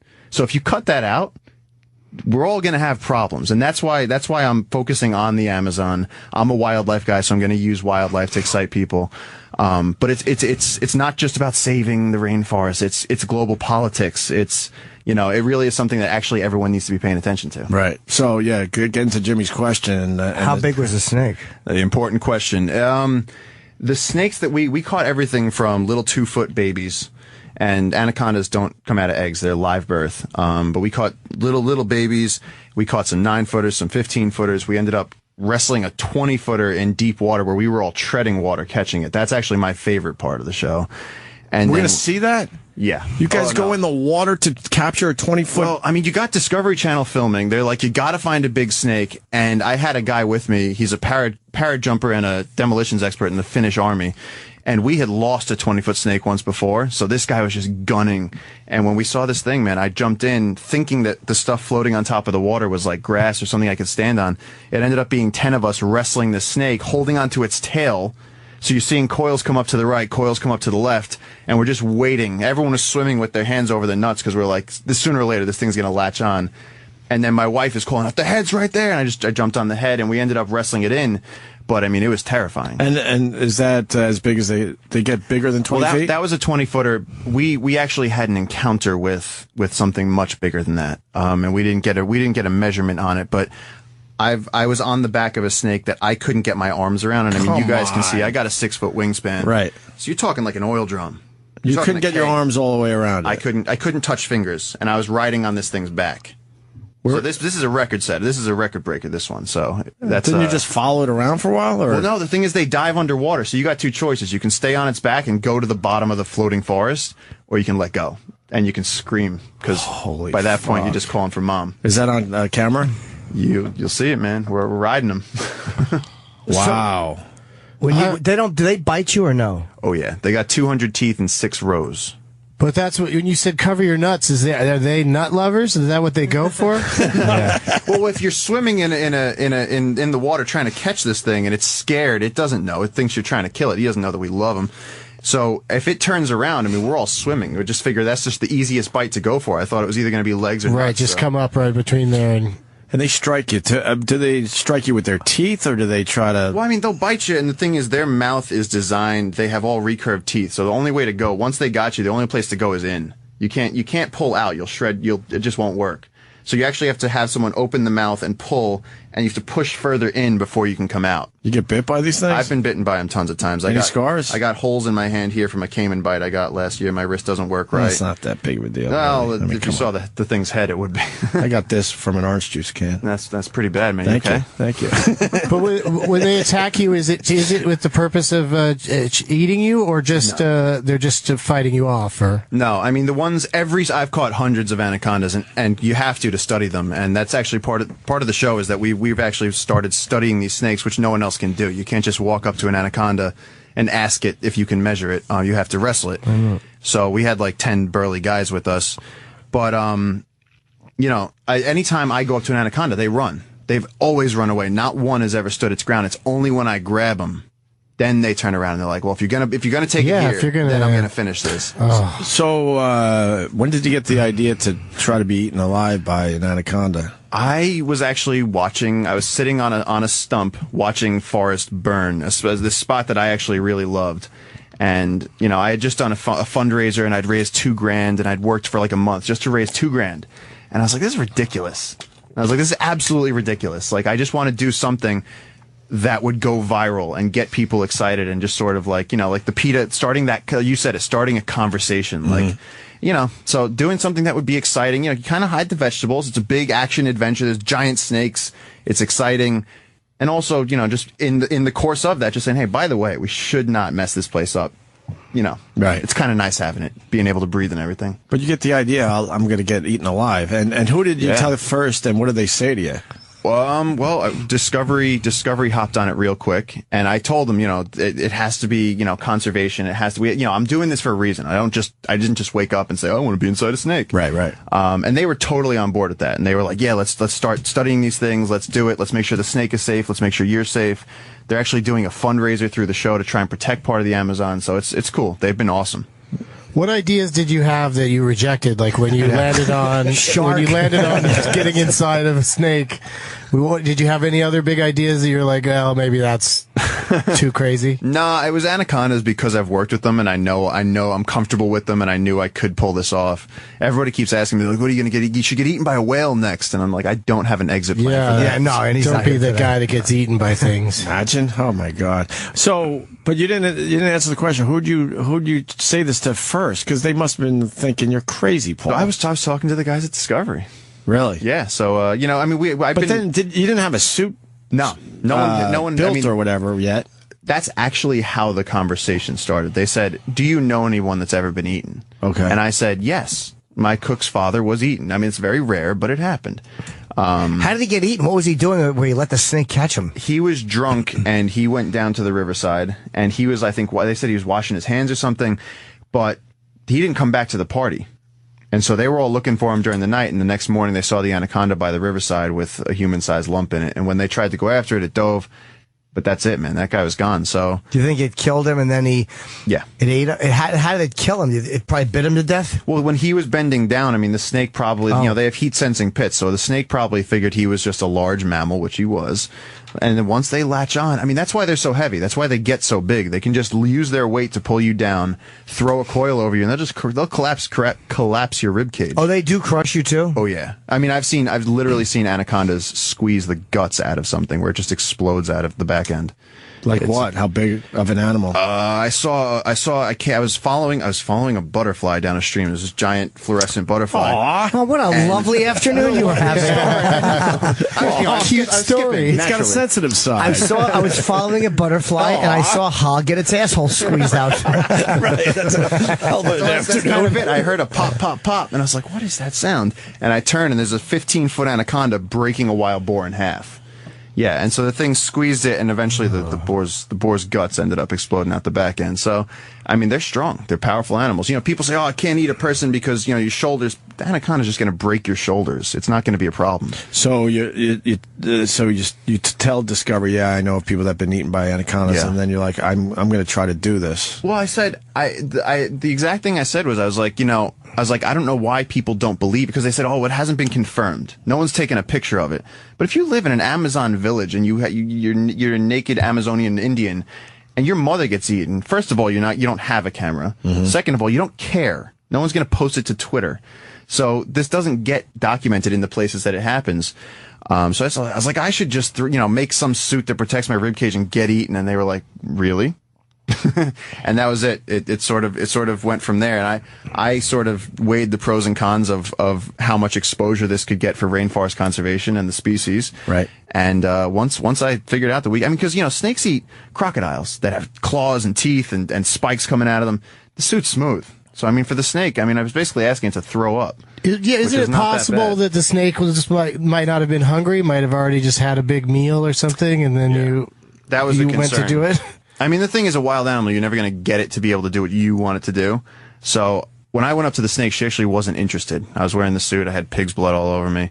And so I actually had to go and sort of just come from the prom? I just woke up on a Tuesday morning. And wait, so the suit, who built that for you? A guy named Rich Langer. And how did you know it was going to work? Morgan Freeman. How do you know it was going to work? Because I read in the article the bite or when they're crushing you, it's like having an elephant on your chest, I believe I read, right? So how did you know this suit was going to be strong enough? Well, we tested it. We took, like the AAA trucks they send when you break down on the highway. They got the winch on the back. We tied tugboat ropes to those winches, and we put them around the suit from opposing angles. And then the trucks went up on their skids so that they wouldn't. And we took the suit. We took it to 300 psi, which is a lot. And the suit didn't break. So we were like, all right, let's take it to failure and see how strong the suit is. And the two AAA trucks started dragging across the concrete towards each other. So we actually couldn't break the suit. So I figured if the trucks can't break it, the snake can't break it. Did you do that at a county fair or something? They did that in a warehouse in L.A. And this guy has experience building this? Well, I believe he does a lot of military stuff, like Kevlar vests and stuff. So but this is the first one he's ever... No one... could you build the first man getting eaten by a snake vest? That's a big amount of faith to put in that guy. I just saw that item on Sky Mall. We're going to have You should sell those. I have a question. Do you see big bees when you're in the forest? Like there are wasps there that refuse so much as walk by the plant that they own. they will come out and destroy you. And I mean destroy you, like put you in the hospital. Like they're not regular wasps? No. There's like giant diesel Amazon wasps there. That's actually the worst thing in the forest. Nice. It is, because you'll start, people will get stung by wasps, and if you don't, first of all, if you're allergic, forget it. But if you don't stay calm and you start running, there's 10-inch thorns in the Amazon that are straight. So you could just go and impale yourself on a tree. And I've seen people get stung by wasps and go running and like falling and trip on a vine, and that's how people get in trouble. That's how you get in trouble in the Amazon. They're that vicious, though. It's not the snakes. It's not the the anacondas. It's like falling trees. It's wasps. It's those little things. But a wasp, okay, they're how many of them sting you at a time? It depends on the nest. I mean, if you piss off the wrong wasp nest, you're going to get thousands. The most I ever got at a time was 110. You got stung? Yeah. What were you doing? Walking. And I actually grabbed a branch, and I guide. I have an ecotourism company, and I grabbed a branch, and all these wasps came out, and I was with the girl who was like 14, and I ended up just like throwing her to the ground and just taking it, and just got covered in wasps. So it was good. How do you know it was 110? Because I sat there later on while I was Benadrylled up and losing consciousness. Counted all the spots? You counted them all. Yeah. They really hurt, huh? Couldn't one or two of them have bit you twice? That's true. There's probably just 10 really angry ones. Well, then they got bullet ants, which someone studied that they are the most the most painful insect bite. So have you seen them? I've seen them, and we have a little challenge where you put it. When we get a new person in the jungle, you put the bullet ant on your forearm, and then you two rub forearms, and whoever the bullet ant stings, it stings. Oh, welcome to the jungle. And the loser spends the next 24 hours with a headache and a dead arm and sweating and fever. From one bite? Oh, yeah. It's killer, man. It's killer. But you know what? If you masturbate with that dead arm, it feels like it's somebody else. That's right. Yeah, that's right. And put the bullet on your helmet. It'll feel like she doesn't know what she's doing. Wow. So what are we going to see Sunday? Sunday you're going to see, honestly, I just got to watch the show, and I was at the edge of my seat. And I just lived through it all. You were like, I can't believe that guy's doing this shit. This is crazy. This guy's a lunatic. I was mad when I found out it wasn't going to be live, but then I think Jimmy reasoned with me. He's like, look, they don't have time to wait around for all this to happen. You can't, But I was thinking, well, put it on the internet or something. And then when there's some action, then Discovery goes, all right, come over here and watch this now. No, I think it's good the way we did it, because you want to, to make it actually as good as it could be. I think they did it the right way. But I mean, the team I'm with, we spent 6 weeks going into the Amazon. We're out in the swamps day and night, sloshing up to our necks with venomous snakes and stingrays and electric eels. That's just to look for the anacondas. And then once we find them, of course, the fighting and getting them. It's a crazy show. The guys did an amazing job. And you went inside. We did, man. The last thing you're not really saying how far. Yeah, I mean, they don't tell you if the tightrope walker makes it or not. That's you want people to watch. But man, the once I grabbed her, she took a look at me, and again, she was like, "Don't make this happen." She was trying to be peaceful. What kind of eyes do they have? They have pretty primitive eyes. Black eyes, like a doll's eyes. Have you guys stayed in touch? Yeah, we call each other every now and then. I check up on her. So she didn't want to do this. She didn't want to do this, and like, I kind of was just, I grabbed her a little bit, just like I was catching any other anaconda, and she turned around and I just saw that mouth, and it was like, a good 10-inch gape, just smacked me in the forehead like a freight train. She knocked me off my feet, and then she just wrapped me, and it was. I've been through a lot of intense situations. I've traveled with poachers. I do rock climbing. Being constricted by a 200-something pound snake and having no control over it was an experience. It was nuts. And then you have people there at least. So if it gets too crazy, if you have to kill the snake, I mean, you have to stay alive. There's really no situation that we'd ever kill the snake. I mean, the only thing that could happen is if I was inside the snake and the breathing system malfunctioned, I would, I had communication, so I could be like, guys, get me out of here. But like, by the time they got me out, I'd be dead. So there's no point in killing the snake. So I had strict orders. You do not kill the snake under any such circumstances. You would have been screaming, kill the snake. Yeah, it would have been like fucking Gene Wilder. Do not open this door. Kill the snake. Over. Right, remember Young Frankenstein? Yes. Do not open this door. Yeah, right. Open the door. Open the goddamn door. I'll beat your fucking heads in. You would have yelled, kill the snake. Absolutely. There's no doubt in my mind. Exactly. Shoes for kill everyone. this motherfucker. So you've seen the movie Anaconda, right? I actually have not. Oh, dude. Ice Cube is very good in that. And John Voight is over the top. Yes. has like He's got a big supposed to be cigar Colombian or something. Oh, yeah. God, yeah. And he's got a crazy accent, and he gets eaten by the anaconda, and then the anaconda, he's such a spoiler, he spits him back out. And when it spits him out, he winks at the camera. In this movie, he's supposed to be crazy. He's supposed to be dead or alive. John Voight, he's been swallowed by the thing and then spit out, but then he like winks, and then the anaconda finishes him, like eats the entire thing. There was a giant anaconda wrapped around that house too. What? At the end, the giant anaconda. Oh yeah, to tease the next one, but then the next movie was awful. A lot of times their meal gets interrupted and they just spit it out too, right? That's the other thing. I mean, people were upset about wondering if the snake would be okay, but in the wild, if a snake is eating and another predator walks up, they have to regurgitate. So snakes regurgitate deer and rats and whatever all the time. Right. So that's pretty normal. You know? Snakes are bulimic. Yeah. Show us on your body how far you go in. I won't say anything. I'm not giving it away. We won't say it on the air. We just. Oh no, he's pointing to his ankles right now. No. Well, you're alive, so I'm okay. The snake's okay. And how's okay. PETA? PETA's cool now? Or? I have no idea how PETA is, and they can be a pain in the ass. Yeah, they're usually very rational. I mean, they get on it. They jump on every. They helped you though, probably by getting attention. Well, that's the thing, you know. That, I mean, it went viral and internationally viral, and it was like a lot of it was fueled by PETA, so that was cool, you know. And again, I totally respect that there's people getting, you know, on the side of a snake. I think that's awesome. Good for them. But a lot of people, I mean, it was just calling it animal abuse of the highest degree. What information do you have about the show? Could you tell me? Like they had, you know, there was no information out at that time. People leave their pets in a car on a hot day in the parking lot, and then that's, you know, this. You were just trying to feed a snake. Exactly. You're teasing. You're a snake giving with some him a nice, you know, experience. Did you give him a real meal after he fucking was done with you? Yeah. Or Dude, she? This snake, I mean, this snake has been known to take down whole deer. I mean, she eats well. She's fine. Yeah, but that snake has now been bragging about almost eating a person. Probably no one in the snake community believes her. I'm telling you, I had him. His friends pulled him out. She's doing the same thing I'm doing right now in the jungle. People are like, this is... Just telling the story and people are like, all right. No one believes Bullshit. I'm going to be on TV. Trying to think, did we ask everything? It's not every day we get someone like you in here. What made you interested in the woods? Like, did you grow up in the woods, or did you grow up in the city and hate it? No, I grew up in suburban. I mean, I was born in Brooklyn. I spent most of my childhood in suburban New Jersey, but I was like out in the woods every day. We got awesome mountains, like right outside New York City. So I was up there, just walking in the woods, chasing bears, catching snakes. But I went to the Amazon when I was like 17. I dropped out of high school, took my GED, went straight to college, and started working as a lifeguard and got a research position in the Amazon.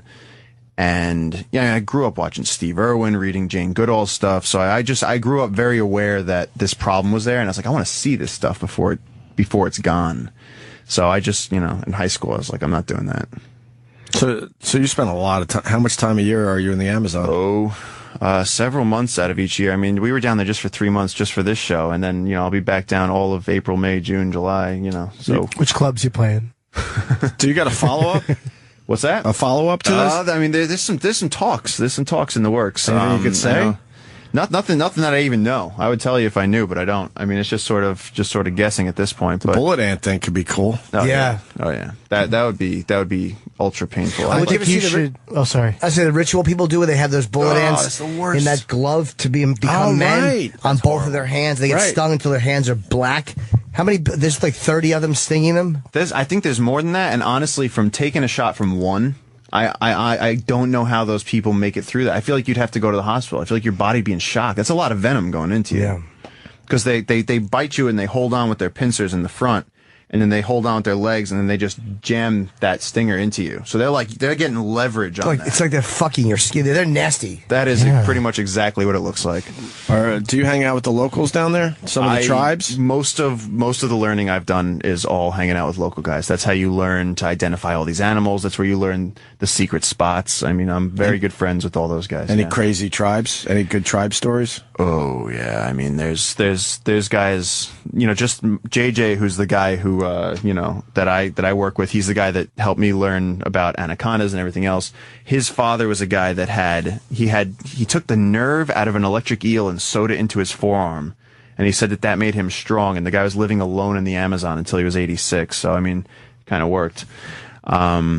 But no, there's some crazy tribes. I mean, there's people down there that have never seen a metal object. There's naked tribes that are still living out there. They've totally missed the wheel and everything else. They've been isolated in the forest. So it's the Wild West down there. Do you show them a phone and it just blows their minds? You can't even talk to them. Our germs, because we live in a society, you could literally shake their hands and the entire tribe would die.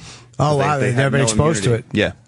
So and that's happened where like loggers will go and fight with these guys, and then the whole tribe gets wiped out just because of germs. Holy shit! But that's Fucking again, they're loggers. like, they're trying to keep the forest standing because they're like, these poor people are just trying to survive. Right. And then you get a bunch of like, thug loggers going in there and they shoot them up and they're taking their trees and it's their homes. It's their homes. And just imagine the building you live in, and all of a sudden they just decide they need to knock it down. Right. What about the giant alligators? I was reading about that yesterday as well. How big are those things? Yeah, we have black caiman in the Amazon, and they grow to be biggest ones are around 18 feet. So you're talking a real serious croc. So how wide are their heads? Oh, forget it. I mean, they're huge. Their head's about that wide and about that long. About 2 feet-ish? Yeah.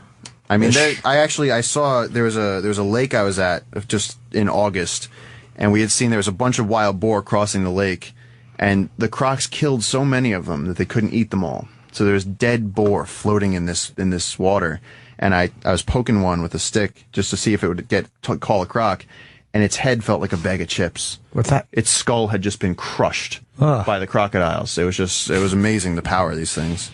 You got pictures? What's the book? We didn't really promote it. That's the size of the crocs down there. They're pretty big. Yeah. Your book is called Mother of God? Yeah, the book is Mother of God, and it's kind of like the whole journey from leaving New York to getting to the Amazon.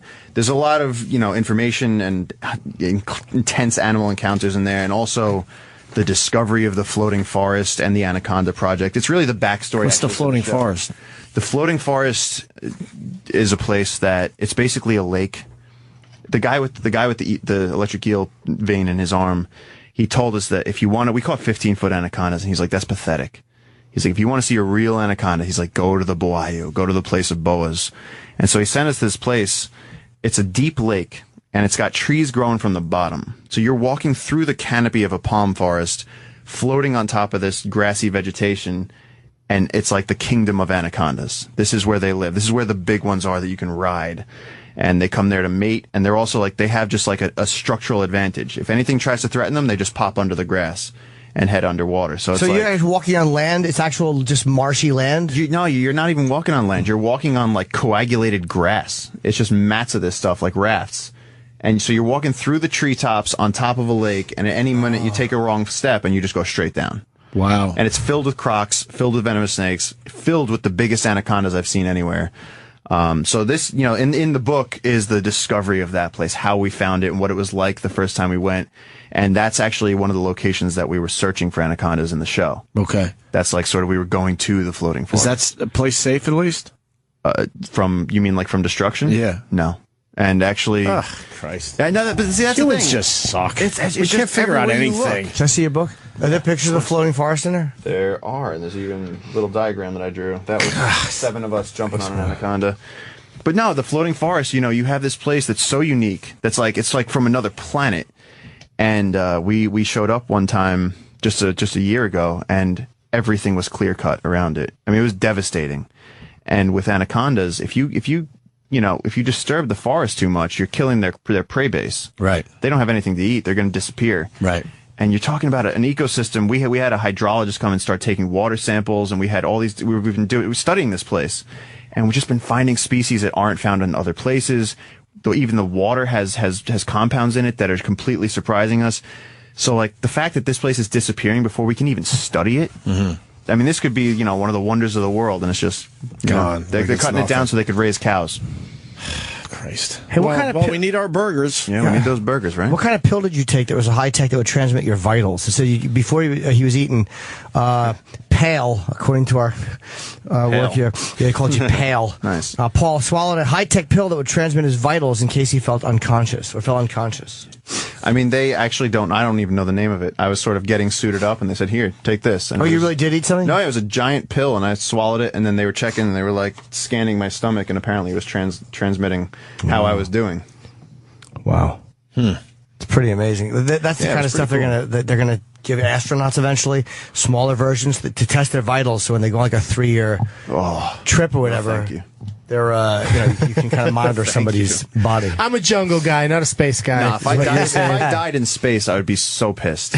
Yeah. That would be terrible. That would suck. Although you'd probably be the first no one has yet. That'd be kind of cool. You were looking for a 25-foot, 400-pound female. That wasn't the one that you found, right? Well, I mean, we were on her trail, and we were encountering that one. But I mean, we had a group of 10 people with us. And in the floating forest, it's like, what we have to do, it was kind of like, like in Sandlot when they're trying to figure out how to get the ball back from the beast. We were like, how do we get this snake? Like, we could find her, but how do you move a 400-pound animal in water? Right. There's 10 of us and we're big guys, and we still couldn't do it. I mean, the snake was just overpowering us every time. If a snake was choking you like that, like say it was a boa constrictor or a python, could you stab it and get it to stop? I've seen I used to keep snakes, and I had a boa constrictor. I've seen a rat take out half of a snake's body, just like, I mean, they have big teeth. I've seen them just rip a chunk out of them with ribs in that chunk, and the snakes don't care. Really? They're tough animals, and they're used to fighting. I mean, you see the big anacondas have scars all over their body from animals that they've fought with, because they don't always get a perfect bite, and sometimes the animal bites back. Right. So they actually, instead of letting go, what they'll actually do is squeeze harder to try and kill you faster.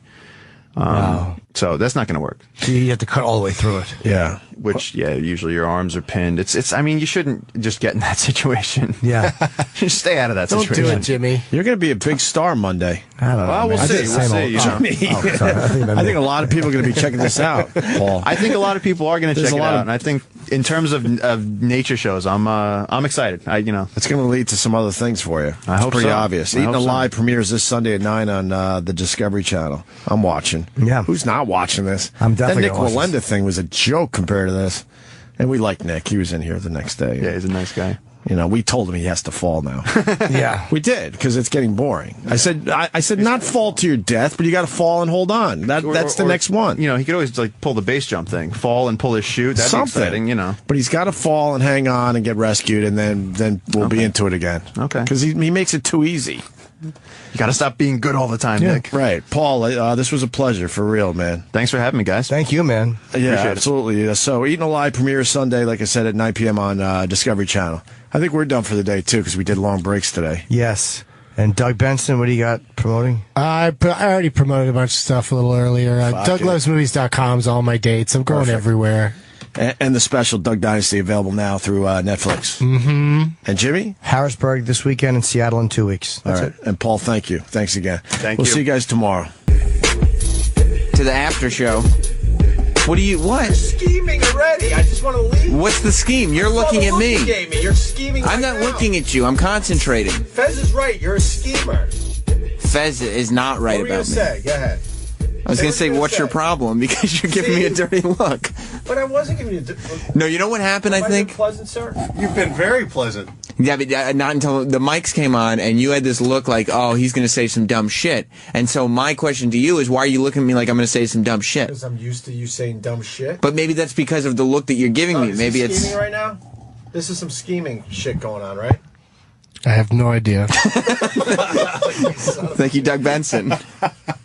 And I don't know him well enough to know when he's in scheming mode, but I'd say his face looks pretty schemy 24/7. I'm not sure how Doug Benson is functioning with his eyes 97% closed. It's amazing. I'm just squinting because I'm trying to read some Twitter stuff.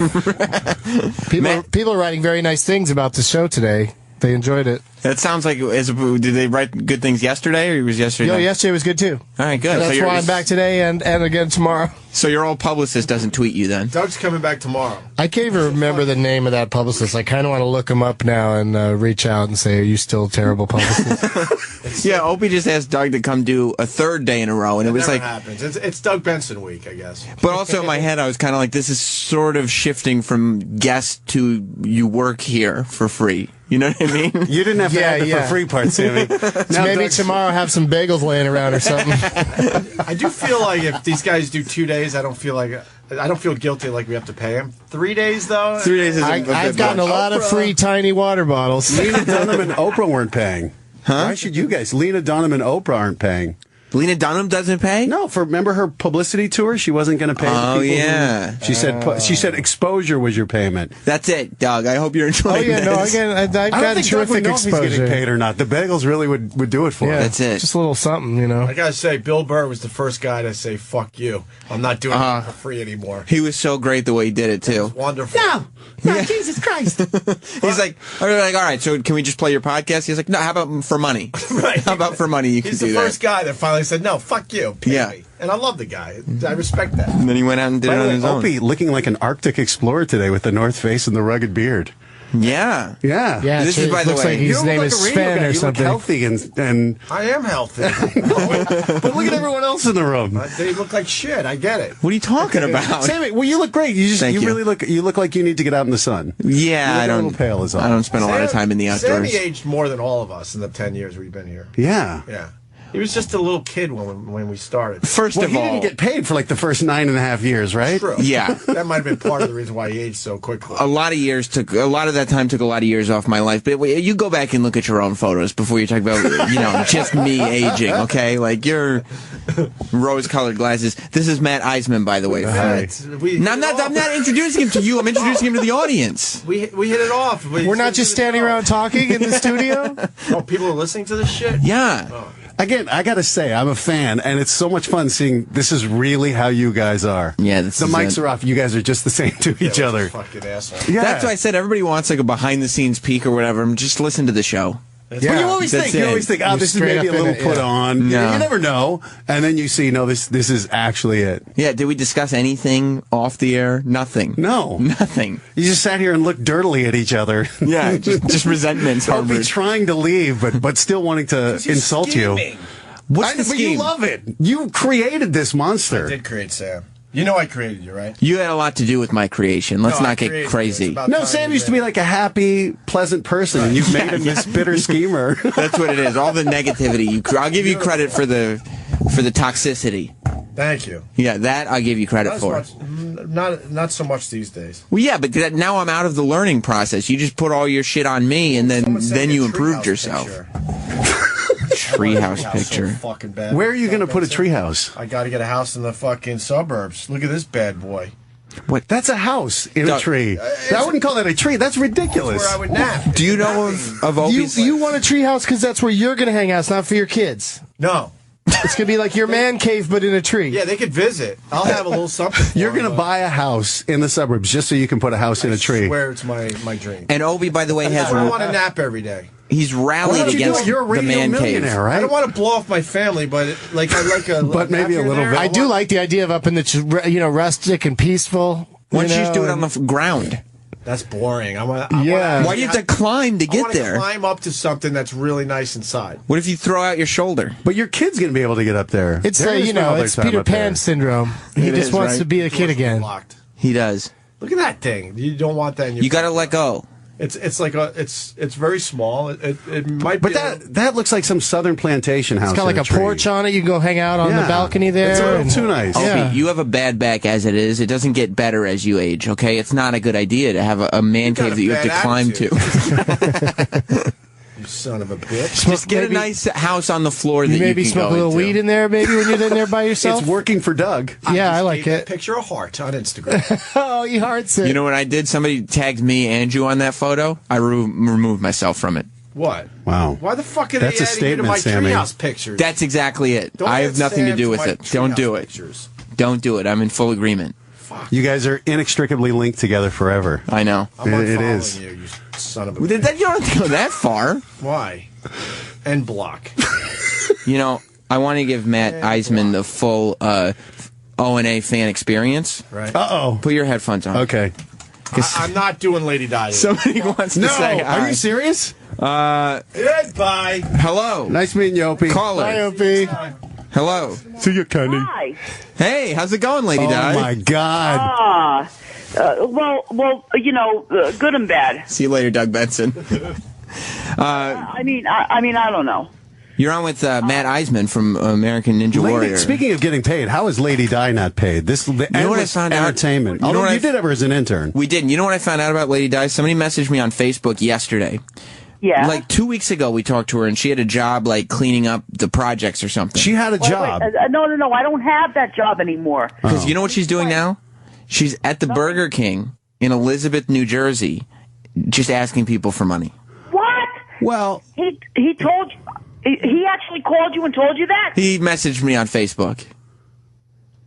Oh my God! But it's true, right? Well, yeah, yes and no. Lady Di, let me just say, as a fan, we were all concerned when Bill passed away. How you do? But it sounds like you have a job. Maybe this is the motivation you needed. Yeah, to go to Burger King and beg for money. You're taking some initiative. It's working for Scott Stapp. Actually, panhandling. You know, you're not going to believe it. Panhandling is a job in itself. Yeah, of course. Well, so you're not going to do it for long, then? Yeah, exactly. So you'll find a way to get fired Lady from Di. it. I'm just a fan. I'm just speaking for people who love you and care about you because we want the entertainment from you. Lady Di, this is Matt Eisman. Okay. He's a television personality. He hosts American Ninja Warrior on NBC. It's a fabulous show. He's a tall, handsome fan of Lady Di. And Lady Di, I came on here to ask you to be on American Ninja Warrior. Let's do it, Lady Di. American Ninja Warriors, me? Well, yeah, just go to the bathroom before you come on. That's not going to help. I know. We don't want the water getting ruined. Yeah, I know. Oh, we gotta empty that. We went over that. Okay, we did a whole thing. Hold on a second. I just wanted to let you know that the funeral home took Bill's ashes yesterday, and they're going to... What, do they repossess them? No, they're going to take his ashes and, put his ashes in the ocean. Okay. Which ocean? All right. I would assume the Atlantic Ocean. You don't even know. Yeah. You have no idea. It's the man who helped support you, Lady Di. Let's be... Funeral home and find out. Some guy just went to her house and said, I'm going to put these in the ocean. Oh, sounds good. Can I have $6? No, what's the guy from the funeral home? All right. Are you going to recycle the can in which his ashes are stored? No, they're drilling holes into the can. Oh, duh. Right. And they're dumb question. I know. No, well, they know what they're doing. The funeral home. I mean, I'm not gonna question that. They already know what they're doing. Well, listen, Lady Di, I appreciate the call. Yeah. I wanted Matt. Sammy, thank you so much. This really is. I wanted you to experience that. Sam, this is like a Make-A-Wish. I'm Augustus Scoop, just swimming in the chocolate right now, buddy. All right, now I'm going to hang up on you before you get sucked up the waterfall, okay? Oh, Sam, don't hang up on me. I love you. Thank you. I love you with all my heart, and you know that. Goodbye. All right, Lady Di is gone. Now, Matt, there's only one more thing I have to do to make your fan experience complete.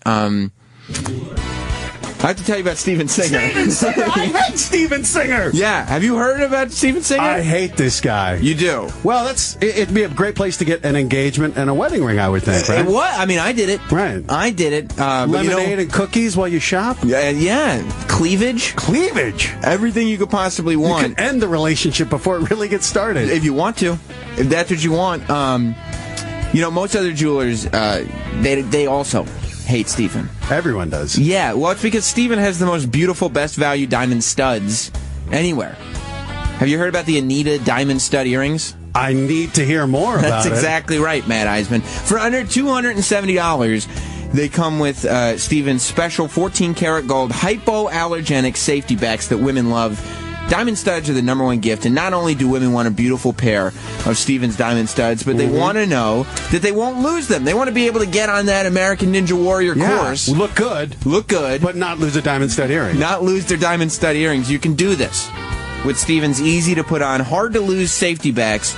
They guarantee a lifetime of enjoyment. A lifetime. That's fantastic. Even if you're a ninja. Wow. Steven gives all his friends full lifetime trade-in value. What about those he hates? They get nothing. Oh, okay. Yeah, they'll get nothing and like it.